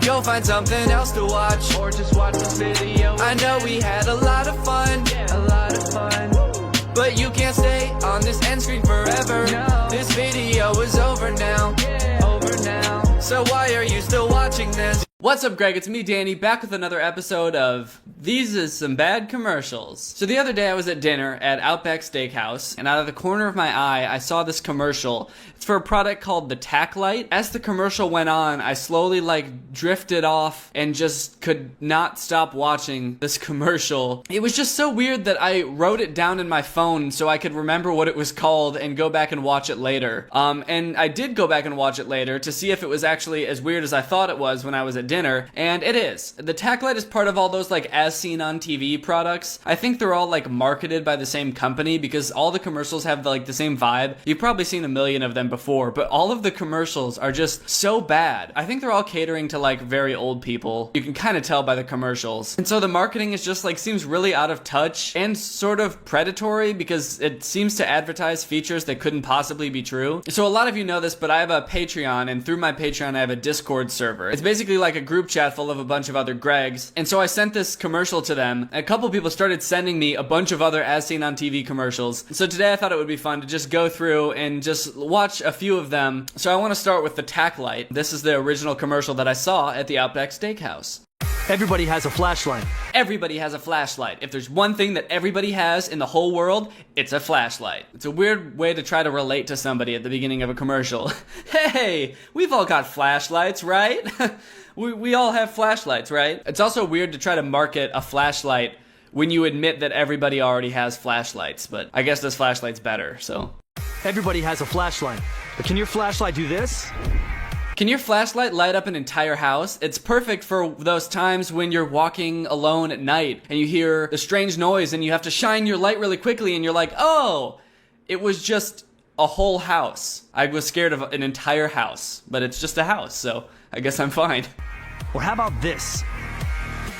I don't know if my flashlight can do that, because I don't really know what the fuck that was. Just an old man standing with a strobe light flashlight and then another dude I bet your flashlight can't confuse people. Our flashlights will confuse the shit out of you. The Bell & Howell Tactical Flashlight can. Similar to flashlights used by elite military units, the Bell & Howell Tack Light can do things no ordinary flashlight can do. How can it do things that no ordinary flashlight can do? What kind of technology is this? It just made that burglar run away? This flashlight is so powerful, it turns big mean bad guys into little babies. Everybody knows that burglars are really just vampires, and if you shine light on them, their skin starts burning, and they have to crawl back into their little caves. If light will scare a robber enough to run away, don't you think a regular flashlight could do that?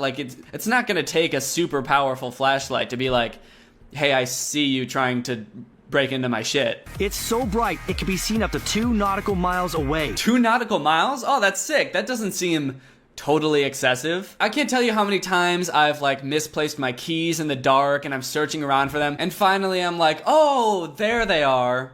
2 miles away, right where I left them. And if that something that goes bump in the night turns out to be someone, only a Tack Light has a super bright strobe that can stun and disorient would-be attackers. Self-defense mode. It will stun would-be attackers. You'll be completely safe using a flashlight as your main defense. Just pop it in self-defense mode and it will make them freeze immediately. I guess it will blind them or confuse them. I'd really like to see that shit work in real life. Like you hear something in the middle of the night, it's like an armed robber, and you turn on your flashlight, it starts blinking, he turns around, he's startled at first, and then he shoots you in the chest. And it'll keep working when fully submerged in water.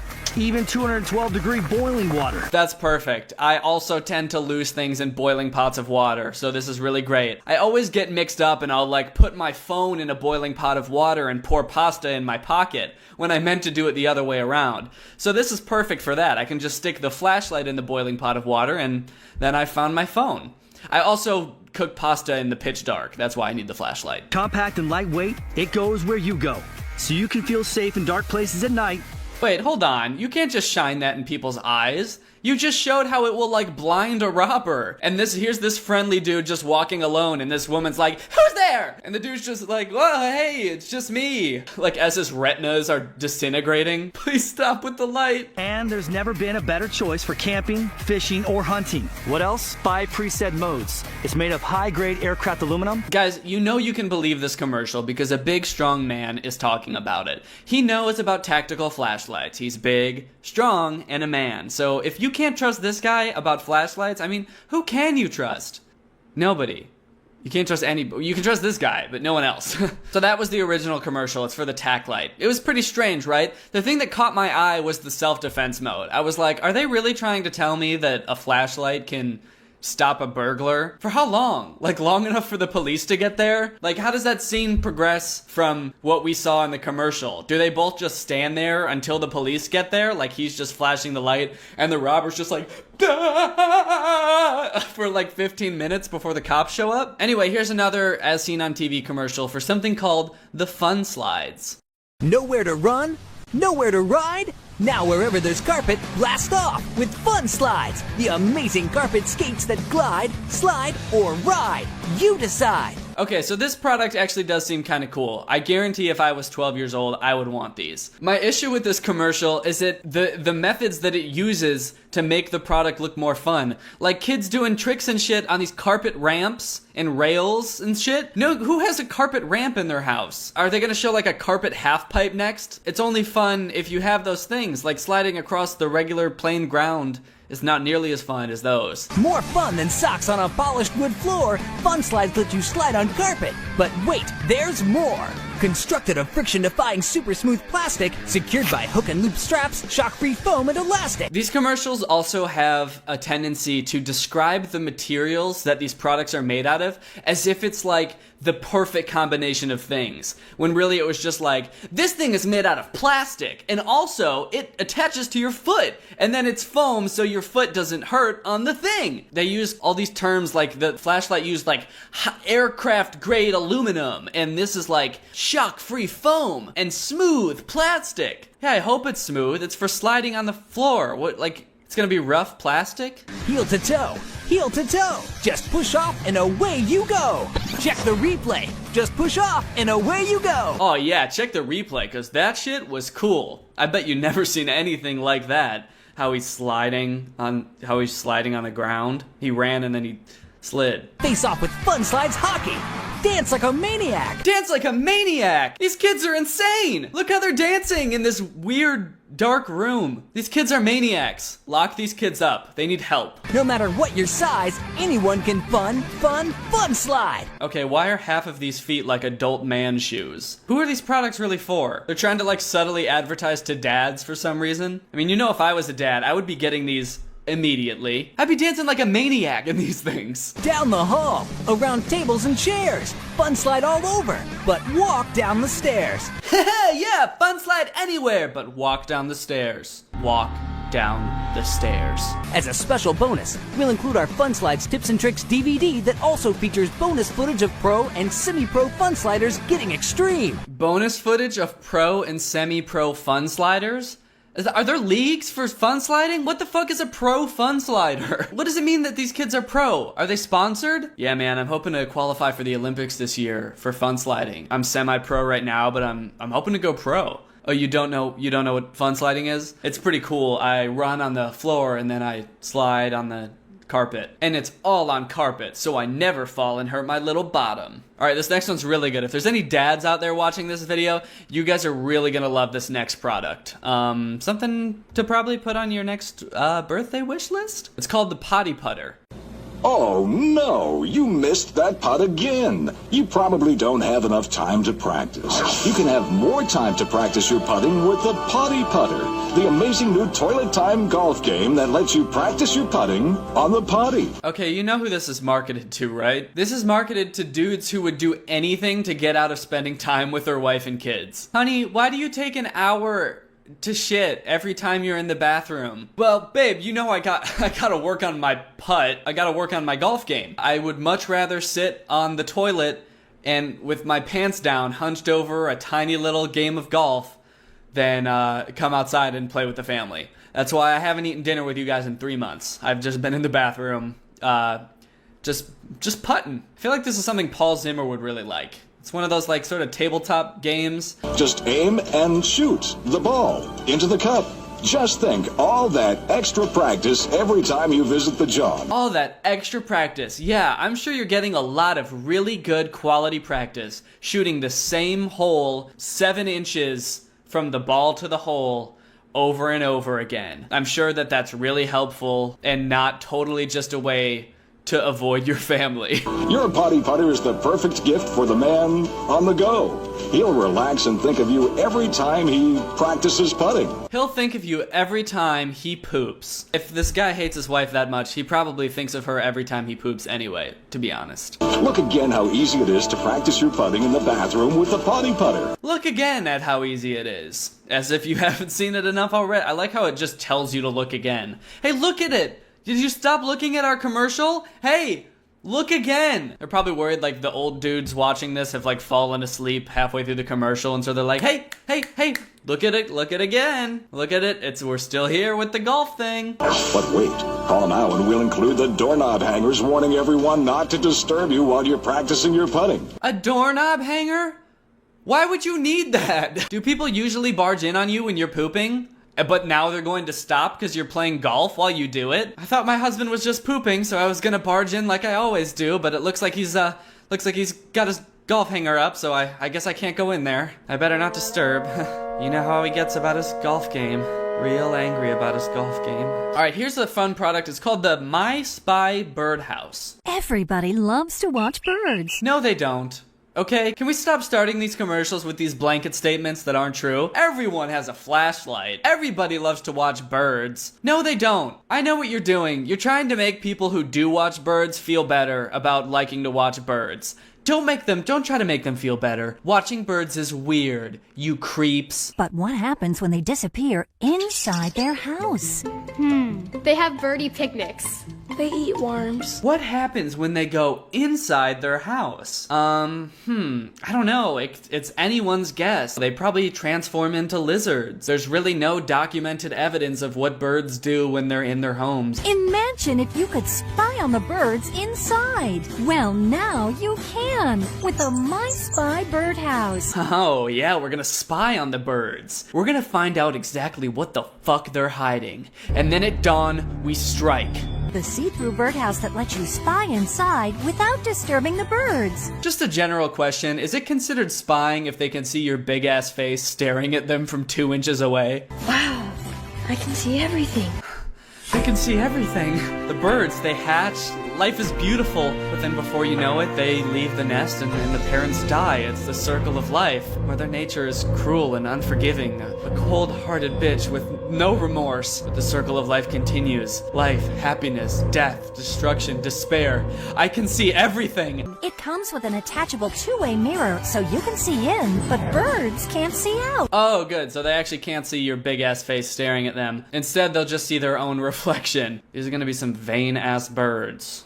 Wow. Okay, so it looks like this one's called the Slob Stopper. I haven't seen this one yet, but right off the bat, this seems like the grossest name for any product I've ever heard of. The Slob Stopper? Ew. Has this ever happened to you? Introducing the Slob Stopper. Forget messy spills and unplanned accidents. Just slip it on and enjoy your busy lifestyle. What? It's a bib? For adults. How often do you spill coffee on yourself? And why are you so busy that you can't slow down just a little bit so you're not constantly spilling coffee on yourself? Like, it doesn't take much self-control to not be spilling on yourself all the time. Also, what was the point of that scene? Was he like checking out that girl and he got so distracted that he spilled coffee all over himself? Oh no, I spilled coffee all over myself and ruined my chance with that hot babe. Huh, oh wait, that used to be a problem, but not anymore. Cause now I'm wearing a giant fucking bib covered in coffee. And girls love that. Go to slobstopper.com and order today. Slobstopper. Bibs aren't just for babies. Bibs aren't just for babies. They're also for psychopaths. Alright, here's one last good one. It's called Quit It. Instant Pet Trainer. I have a dog myself, so I'm very interested to know how I can get my dog to stop being such a little weasel girl. Tired of stressing yourself and your pet by screaming and yelling? Get down! No! Bad dog! Ugh, I'm so sick of constantly screaming at my dog. When she's licking me, when she's barking, when she's sleeping, minding her own business, when she's trying to eat. I'm just always screaming at my dog. Sick of using ineffective and expensive training methods that just don't work? I mean, look at this guy. He's clearly not in control of his dog. He's lost control. It's yanking him all over town. Why beg him to stop and sit when you can make him quickly quit with Quit It? The all-natural way to correct and train any pet's bad behavior, guaranteed. Wow, this thing looks like it's really gonna scare the shit out of my dog. I'm in. Quit It uses your pet's natural instincts to quickly correct unwanted habits. Look, just like snakes that hiss when there's danger, Quit It emits the same hissing sound. Wow, that's amazing. I didn't know that dogs were that scared of hissing. So you can buy this special can of air that makes a hissing sound. Do people not know that they can make this sound themselves? People don't know that they can just go psst, and that's the same? That's why people shush dogs. I don't know. Have you ever heard someone shush a dog? Shh. That's why, because dogs don't like that sound. This is just a can of air that makes that sound for you. Just a simple press, and your buddy will freeze in his tracks. He started running again. It didn't work on that dog, and they put it on the commercial anyway. He stopped for 1 second and then was like, actually, nah, fuck it, I'm fine. Wow, guys, well, that was an amazing looking product. I think I'm actually gonna have to buy all these. These all look really great. Seeing all these entrepreneurs be so successful is really pretty cool. I mean, they just came up with an idea for a very bad product, and now they're selling it for $19.99 on daytime television, and I can't think of anything cooler than that. A lot of these commercials, like, will sell their products with features that are hardly even features, like the tack light with the self-defense mode. Like, will that really work? But it makes you want to buy the product more, even if it's not gonna work. I feel like I could sell the simplest product using these techniques, and I could get people to buy it. So, I mean, why not give it a shot, right? I'm a little entrepreneur boy. I want to make some money, so I'm just gonna make one of these commercials real quick. Yeah, so anyway, it's gotten to the point where I can barely walk anymore. I never get to see my family because I can hardly get out of bed. It's Are you tired of boring conversations that lead nowhere? Or pesky phone calls from people you don't want to talk to? Try screaming. Ah! Whoa, what? Ah! Okay, alright, what? I don't understand. Ah! I'll leave. I'm sorry, okay? Screaming can get you out of any situation, from awkward dates to boring meetings. Ah! What the fuck? Just take a big deep breath and start yelling. Ah! Ah! Ah! What the fuck is wrong with this guy? And that's not all. Screaming can help train your dog, too. Ah! Look again at how it scares the shit out of your dog. And when you're in danger, screaming comes to the rescue. Order now and we'll throw in a do not disturb sign to let your whole family know you're busy screaming. And gain access to a complimentary web seminar where you can learn screams from pro and semi-pro screamers. Call today because peace is just a scream away. Pretty good commercial, right? But now you're probably thinking, wow, Danny, that's so cool. But now you got me all excited about this product that I'm never gonna be able to buy. I wanna scream, I wanna solve all my life's problems, but I don't know how because this product doesn't exist. It seems I've made the best commercial of all time without actually selling a product. But that's where you're wrong. Even though it is a joke commercial, I am actually selling this product. I'm selling Screaming. All you have to do is go to learntoscream.net, and if you order it right now, you will get the web seminar where you'll learn screams from pro or semi-pro screamers. And it's probably the most ambitious business venture I've had to date. You know, most as seen on TV commercials will be like $19.99 or something. This product is $4.99. If you don't want to spend $4.99 to make your life 1,000 times better, then maybe Screaming's just not for you. But for the rest of us, I'll see you guys over at learntoscream.net. Alright, Greg, well that's it for this video. I hope you liked it. If you're new here and you're not a part of Greg is our family here on YouTube. We're the strongest fan base on the internet. We're actually the fastest growing channel on YouTube, which is crazy to me. I mean, I never thought that that'd be possible. Don't look that up, but it's true. Greg is just the name that I call my fans, so if you want to join Greg, just hit that subscribe button and turn on my notifications. Greg isn't like all these other families on the internet. Everybody tries to say that their YouTube family is a real family. Like, yeah, are you all blood related? I doubt it. But Greg is. So if you store, there's some great items in there. Rep the Greg family name. Alright, well that's it for this video. Thank you Meredith Ives for turning on my notifications. You are truly Greg. I'll see you guys soon with another very interesting video. Bye! Hey Greg, I hope you're having a great day. Welcome back to my channel, and let's just jump into it. So there's this video that's been going super viral on Twitter. You might have seen it. A lot of people tagged me in it. That's the reason that I saw it. I think the caption was something like, I think I'm having a stroke. And it's this weird ass like children's video that's a song about a refrigerator. A shit ton of people tagged me in it, so I was like, okay, I gotta check this out. So I went and looked into it, and I found it on YouTube. It was posted by an account called Billion Surprise Toys, which, isn't that just every kid's dream? To wake up one day and find 1 billion surprise toys that you didn't know were coming. There's just a billion toys in your room. Now, on the off chance that you've watched literally every single one of my videos, there's a chance that you may have heard of this channel before, because I actually made a video about this channel like over a year ago, I think. It was probably before I even had 100,000 subscribers. But since I made that video about billion surprise toys, their videos have improved a lot. Well, not improved a lot. They've started putting a lot more work into their videos, but they haven't gotten any better. So let's check out this video. Let's see what Billion Surprise Toys is up to these days. Billion Surprise Toy. Pretty sick intro. All right.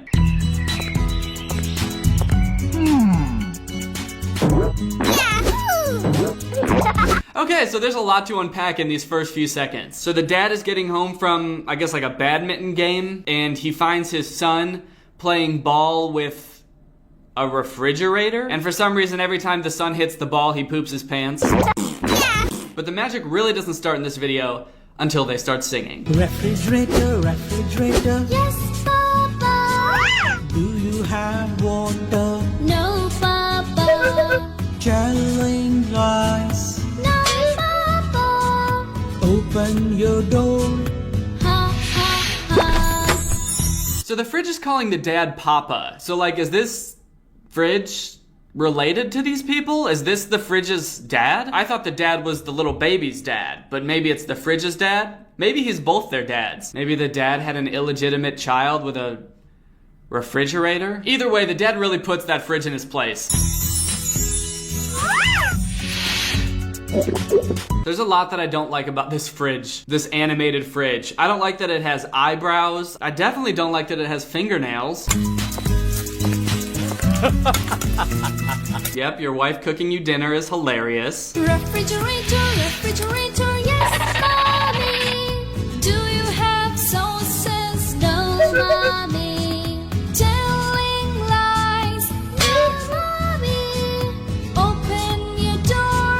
Ha, ha, ha. Why would anyone buy this type of fridge? Like, this is obviously some sort of smart robo fridge, but it's terrifying. It has like voice commands so you can activate it by saying refrigerator, refrigerator, but then it just comes careening into the room and skids to a halt. This giant ass fridge that weighs like 1,000 pounds is zooming around your house at top speeds, drifting around corners like, yes, Mommy! And the voice commands don't even work very well, because you're like, do you have sauces? And it's like, no, Mommy. I guess it's fucking with you. It's just like joking around. I don't want a fridge with a personality. Just give me my sauces. It's a naughty little fridge for sure. Do you have ice cream? No, Johnny. Telling lies? No, Johnny. Open your door.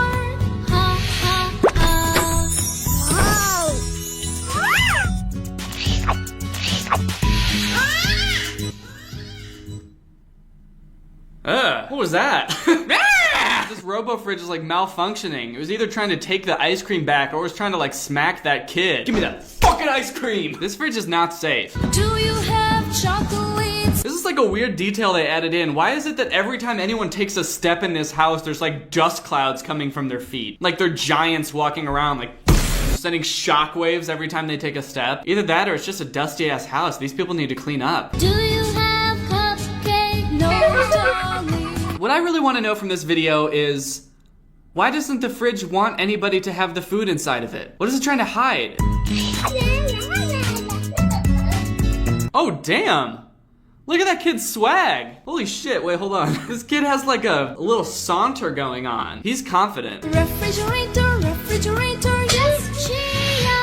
Wait, what the fuck was the fridge just doing before the kid showed up? Did anybody notice that? It was like hunched over, shaking its head until it noticed the kid was there. And when the kid's walking up, look, you can see its face and it's like trembling. He's scared. Dude, what the fuck? What if this food is like part of the fridge? Does opening the door and taking food out hurt the fridge? Is it like the same as me walking up to you and being like, hey, can I rip open your stomach and pull out your kidneys? Dude, this poor fridge, I feel bad for it now. Not only is it a half human, half fridge living in this house full of just humans, so it already feels like it doesn't belong, not to mention having this dude as a dad. And this woman is clearly not his mom because she's not a refrigerator. This shit is darker than I thought. Yes, cheer. Do you have chocolates? I can't figure out what accent this is. It's either like a Ukrainian accent or it's like if a person from India was trying to speak English with a French accent. And what is this teaching our children? Is this how everybody's gonna be talking in a few years? Yo, dude, could you pass me some of those chocolates? Oh yeah, for sure, but let me get some of those sauces. This video ends exactly how you'd expect. Everybody comes into the kitchen and the fridge takes a picture of everybody with a selfie stick. Bye-bye. Have fun. This video has 130 million views. That's insane. This video's doing like Disney numbers. So now you probably understand why this video went viral on Twitter. It's a very strange video. But what's even weirder than that is that next to all of their other videos, this video isn't even that weird. All of their videos are this weird. And it's also weird that these videos that are supposed to be teaching kids how to like speak English are being made by people whose grasp of the English language is not very good. As you can see in this video, which is called Let's Together Bath Song. Let's together bath, let's together bath. Come, everybody just come. It sounds like they're trying to coerce the kids into something sketchy. Come, come, everybody, just come. Just come! Don't ask any questions. Let's together bath. Most of these videos are barely even songs. They're just people talking over music. There's no rhyming and there's not really any flow to it. It's just like a conversation over music, like this video. Johnny, Yes, Papa. wake up, baby, wake up, baby. No, no, I want to sleep more. See, your sister is up. Let me see.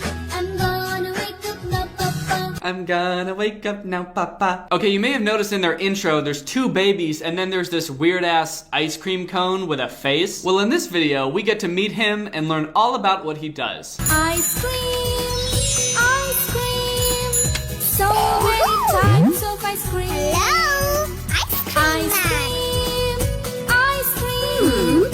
So many types of ice cream. So, this living, talking ice cream cone is walking around town selling ice cream for children to eat. That's not good. This seems a little bit fucked up. I don't know if I like this. I don't know if I like this ice cream dude walking around town selling babies of his own species for other kids to eat. What kind of message is that for kids? Honestly, really, what kind of message is it? I don't understand what this video is supposed to be. So many types of ice cream. Ball ice cream, cup ice cream, cone ice cream, bar ice cream, ice cream. I'm with you on every type of ice cream except ball ice cream? What is ball ice cream? Is ball ice cream a thing? I've never heard of it. It must be something that they don't have in America. Or maybe they do and I've just never seen it and everybody's gonna comment correcting me and I'm gonna feel like an idiot. Should I even leave this in the video at this point? Well, it's too late to edit it out. All right. Ice cream. Whoa, dude, that kid wants ice cream. That kid's like way faster than everybody else. He's like, yes! And And why is that funny? What's with all the sound effects in these videos? Like, why is the wife sitting down and the dad putting his arm around her like a wow moment? And why does the dad laugh hysterically at everything? My wife was cooking me dinner and now she's sitting? Ha Ice cream, so many flavors of ice cream. Whitish vanilla, greenish pista, pinkish strawberry, brownish chocolate, ice cream. Okay, they had me with all of the flavors except for greenish pista. I assume that pista is short for pistachio, but I've never heard anybody call it that before. I've also never heard anybody except for my 84-year-old grandpa say that they like pistachio ice cream, but maybe it's big with the kids too, I don't know. Ice cream, there come the ball ice creams. Ice cream, wow. There come the ball ice cream. Oh, there come the ball ice cream. Yep, there he come, down the slide, looking kind of creepy. Yellowish mango, greenish pista, purple grape. Everybody's favorite flavors of ice cream: mango, pista, and grape. That sounds like some great ball ice cream to me. We are ball ice cream. Okay, that kid needs to calm the fuck down. That was the same kid that was like sprinting way faster than everybody else trying to get the ice cream, and now he's stealing that girl's ice cream. This kid's too into ice cream. He needs to calm down. Ice cream, there come the cup ice cream. Okay, that's a cupcake. We are cup ice cream.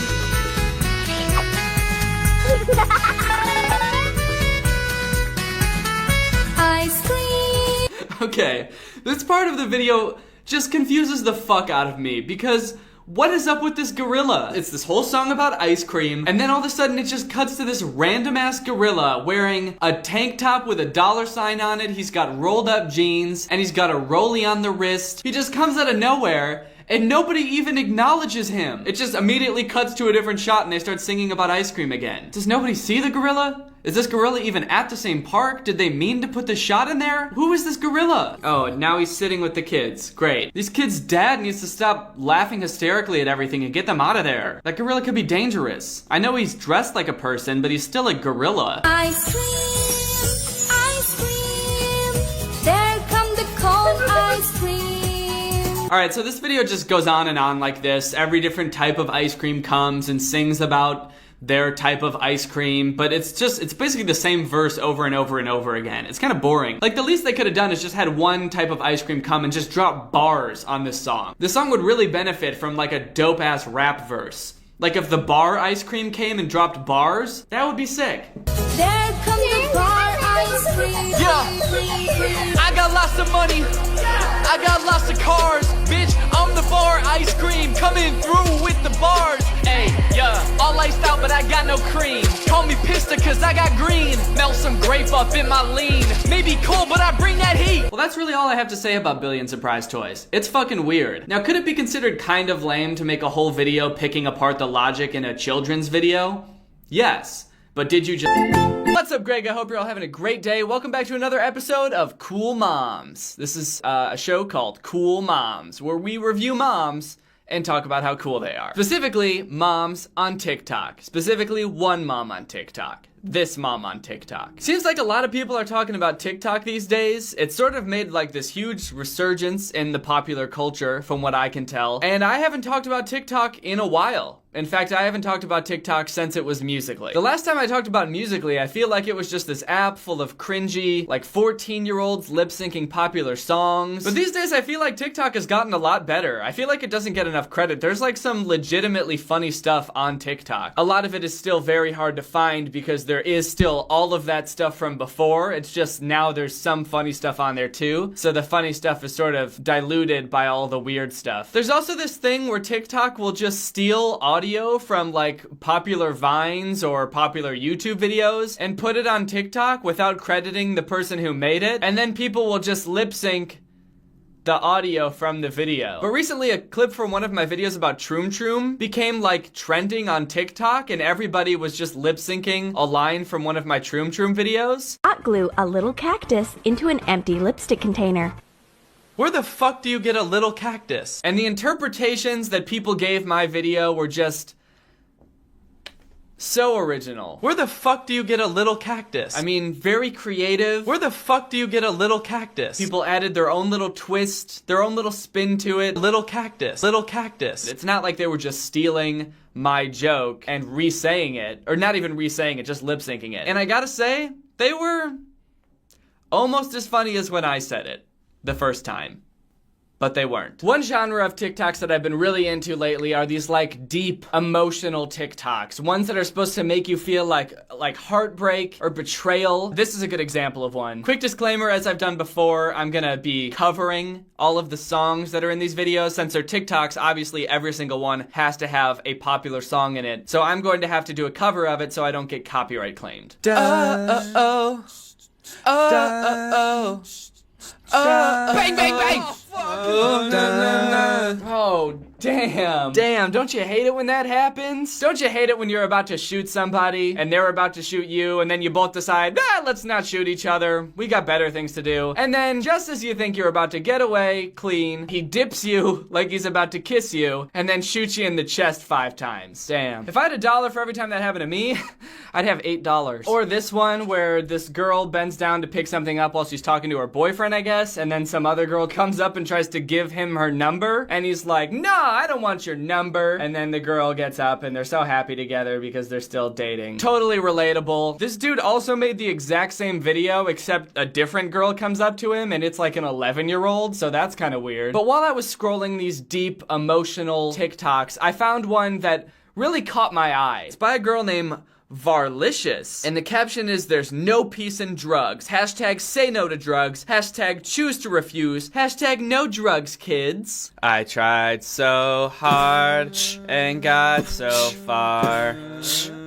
But in the end, it doesn't even matter. I had to fall to lose it. So the caption is, there's no peace in drugs, which I guess is a pretty good message. You know, don't do drugs. Don't abuse drugs. That's fine. I guess I'm just not really sure what she's trying to act out here. Like, what's going on? She pulls up in the parking lot of this strip mall in her Mercedes. So right off the bat, big flex. And she's like, okay, now that I'm alone in this parking lot, it's time for me to do every single drug ever. But then she's like putting every drug up to her mouth and she's like, no, I can't do it. Bottle of alcohol? Can't do it. Cigarette? Oh, can't do it. A bunch of vitamin supplements? Oh, can't do it. I think that's what the point is supposed to be, is she's like realizing how bad all these drugs are for her, like as she's about to put them up to her mouth. But what it looks like to me is that she just can't figure out how to do these drugs. Like she can't figure out how to open the bottle, so she's like, oh, damn it, now I gotta find other drugs to do. She's holding up the cigarette to her mouth, but there's no smoke coming out because she hasn't lit the cigarette, and she's like, how the fuck does this thing work? She can't figure it out, so she just has to drive away. Actually, I'd like to imagine that she's like a high schooler on her way to the biggest party of the year, but all her friends told her that there's gonna be drugs at this party. And she wants to seem cool at the party, but she's never done any drugs before. So on the way to the party, she decides to stop in this parking lot and practice doing drugs. But she just can't figure it out. She can't figure out how to do any drugs. I guess that's the moral of the whole TikTok. Don't do drugs. There is no peace in drugs. They're too confusing. You won't be able to figure it out and it'll just make you more mad. Drugs will not solve your problems. They'll only present more problems. Like, how do you open a bottle? How do you light a cigarette? How do you put a pill in your mouth? So when I saw this TikTok, I was like, hold up. Who is this? Who is this lady? It just seems like this person has no grasp on, like, reality or how people do drugs. Like, just driving to a parking lot with every drug to do every drug. It just seemed like a weird concept. I had to figure out who this woman was. So I went to her profile, I scoured it, and I realized that Varley is basically the ultimate mom of TikTok. She's got all sorts of essential mom TikToks. Anything that you would expect a mom to be doing on TikTok, she does. She's got her daughter in her TikToks, as you can see here. They're just sort of staring at the camera together and smiling. She's got inspirational TikToks like this one, Together We Rise. People like us, we gotta stick together. That's the whole thing. That's the whole TikTok. It's just her staring at the mirror and then her looking at the camera. And then she's got TikToks like this one, which I see you. I'm not really sure what this is supposed to be. That one's not really like a mom TikTok. That's just sort of disturbing. She's also got this video where she, I guess, shoots her daughter and then laughs maniacally about it. So that's a weird video to make. A video where you shoot your own daughter in the back and then laugh about it. Kind of weird. But she's also a big health guru. She's a huge fitness nut, as you can tell by this video called Started My Fitness Journey in 2017. You make me a believer. Believer. She started her fitness journey in 2017, and she's been getting punched in the stomach ever since. Is it just me, or does it seem like the dude is the one working out in this video? I mean, I guess she's probably flexing her abs, and that's like what the workout is, but she's just standing there. Meanwhile, this dude is over here turning red, like totally out of breath, just punching her over and over, and Varley is just standing there, just flexing. Hashtag getting stronger, hashtag strong woman, hashtag boxing. Man, I don't want to break it to you, Varley, but I don't think that this is what boxing is. If this is how you box, I mean, I guess it's actually very impressive. Imagine stepping in the ring with this woman and the bell rings and you start throwing your punches and she just stands there and takes them. Her whole body is just tensed up and she's just smiling at you. You're going all out and she hasn't like moved an inch. You fool! You think you can defeat me? I started my fitness journey in 2017! When you love someone, you open up your heart. When you try to love the world, you'll feel good. I mean, it's a good message. I'll give her that. Kind of a weird video. Just her dancing around in the snow. I guess she's showing that she loves the world. Even though it's cold out, she's like, woo! I love snow! And not to be that guy, but, like, if you're gonna say love the world, like, love the whole world, and then show yourself just loving snow, that's not very impressive, because snow is pretty easy to love. It's fun to play in, it's fun to sled on snow, there's lots of good things about snow. I would be impressed if she was doing this in, like, lava or something, or, like, shark-infested waters, or a giant landfill. She's just like throwing trash up in the air and being like, I love the world. Every part of it, even landfills. That would be impressive. I'd be like, holy shit, this girl really does love the whole ass world. The really weird thing about this video though is that she's doing all of this in front of like what looks like a middle school. So not sure what that's about. Maybe this is the middle school her daughter goes to? Wow, that would be embarrassing. Can you imagine being in middle school? Which, I guess that would be pretty bad on its own, just being in middle school. But imagine being in middle school and you're all, you know, sad because you're 12 and you're just sitting in class and suddenly you just hear someone in the back of the class yell, yo, is that your mom? And the whole class turns to the window and everybody kind of gets up and crowds around the window. And lo and behold, outside in the snow, it's your mom.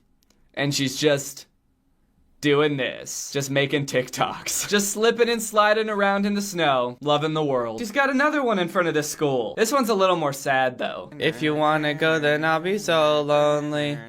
If you're leaving, baby, let me down slowly, let me down. Oh, let me down, no, let me down, let me down. Oh, let me down, down, let me down. Like that random little girl in the background. Maybe that's one of her other daughters, just like, Mom, what are you doing? Can we go home? I'm cold. What happened to love the world? And you'll feel good. This one's hashtag love, hashtag life, hashtag betrayal, hashtag emotions. Damn. This is so emotional. I like that the drop of the song happens like right when she's going off the swing, like it's supposed to be this really cool moment. I mean, I guess she does get pretty decent air. I'm pretty impressed. I don't think I've ever seen anybody jump that high off a swing before. Why does this woman have so many TikToks in front of this school? Does she just chill here all day? Like she drops her daughter off at school and she kisses her goodbye and she's like, all right, I'll see you in a couple hours. And then she just hangs around outside making TikToks all day. Obviously, I'm kidding. I know she doesn't do that. That would be ridiculous. Plus, she's got other things to do, like getting punched in the stomach. And if she stood around making TikToks all day outside of her daughter's middle school, she wouldn't have any time for that, now would she? Oh, she's got a video of her actually punching. Thank goodness, because I was just kind of worried that she just went to the gym and got punched in the stomach all day.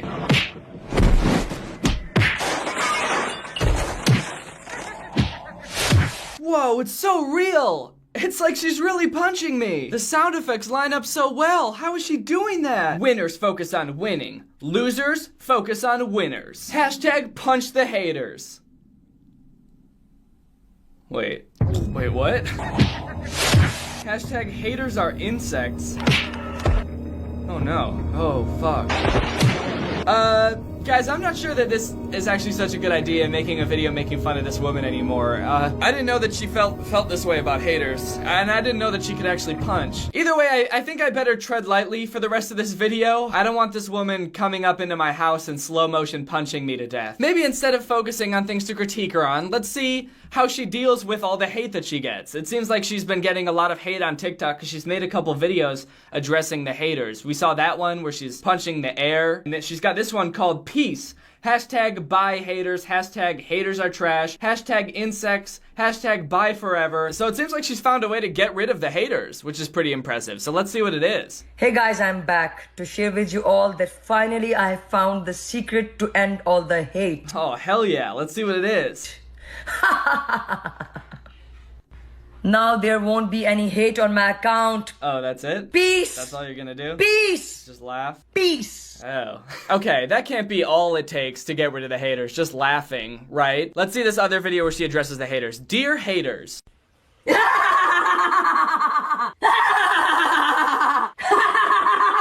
And she just laughs like a crazy person. Okay. It's still going. What the fuck? This is deeply troubling, and I think I'm done looking at this profile. She does have an entire YouTube channel as well, full of strange videos, including this music video that's sponsored by a food distribution service. The music video is simultaneously very off-brand and very on-brand, but it's entirely in a different language, so I don't feel comfortable reviewing it because I don't understand what she's saying. One thing I do understand, though, is that she's very sweaty. Alright guys, I hope you enjoyed this video. Now it's time to toss it over to my tongue, who will be talking about today's sponsor, Audible. With Audible, you gain access to an unbeatable selection of books, including bestsellers, motivation, mysteries, thrillers, memoirs, and more. Audible has the largest selection of audiobooks on the planet, and now with Audible Originals, the selection has gotten even more custom, with content made for members. Lately, I've been feeling kind of lazy, like I haven't been pulling my weight enough, and like I haven't been getting enough done. So I started reading The 7 Habits of Highly Effective People. It's a really popular book for people who want to be more effective and adopt more productive habits, which is really helpful for when you're running your own business, or a full-time YouTuber, or the tongue of a full-time YouTuber. Audible members can choose 3 titles every month, 1 audiobook and 2 Audible originals that you can't hear anywhere else. Audible members also get access to exclusive fitness programs, so you can get this new year started off on the right foot. I don't have feet because I'm a tongue. You can listen on any device, anytime, anywhere. At home, at the gym, on your way to work. I personally like to listen to audiobooks when I'm doing something mundane like washing the dishes, taking the dog out for a walk, when I want to have my mind elsewhere, but I have to be doing something. You'll also enjoy easy audiobook exchanges, rollover credits, and an audiobook library that you keep forever even if you cancel your membership. So you can get started today by visiting audible.com/GregForLife or texting Greg for Life to 500-500. That's right, all you have to do is send a text message to get a 30-day free trial. Just text Greg for Life to 500-500 or go to audible.com/GregForLife and you get a 30-day free trial for Audible. It's so easy a tongue could do it. And a tongue did do it, because this tongue done did do it. That's it. That's the whole ad. Back to you, Danny. Well guys, I hope you enjoyed this video. If you're new here, make sure you subscribe and turn on my notifications to join Greg. Greg is my fan base here on YouTube. If you're part of Greg, then you're part of the fastest growing army on the internet. Please don't look it up. I've seen a lot of people saying that they're going to look it up or that they have looked it up. Guys, listen to me very carefully. If you look up if Greg is the fastest growing army on the internet, you have betrayed my trust, alright? I don't care what it says. I mean, it will say that I'm right, I promise you that, but if you look it up, then you really don't trust me. And that shows. And that's not a very Greg move, I gotta say. So please don't be looking that up. Just hit that subscribe button, smash that notification bell, and you can be truly Greg. That's all you gotta do. You don't gotta look anything up. You don't gotta go fact checking me. What's that going to accomplish? Thank you to Haley for turning on my notifications. You are truly Greg. I'll see you guys next time where I crawl into the sewer and become a rat. Bye. This video is over now. Over now. Go find something else to watch, or just watch this video. I know we had a lot of fun. A lot of fun. But you can't stay on this end screen forever. No. This video is over now. Over now. So why are you still watching this?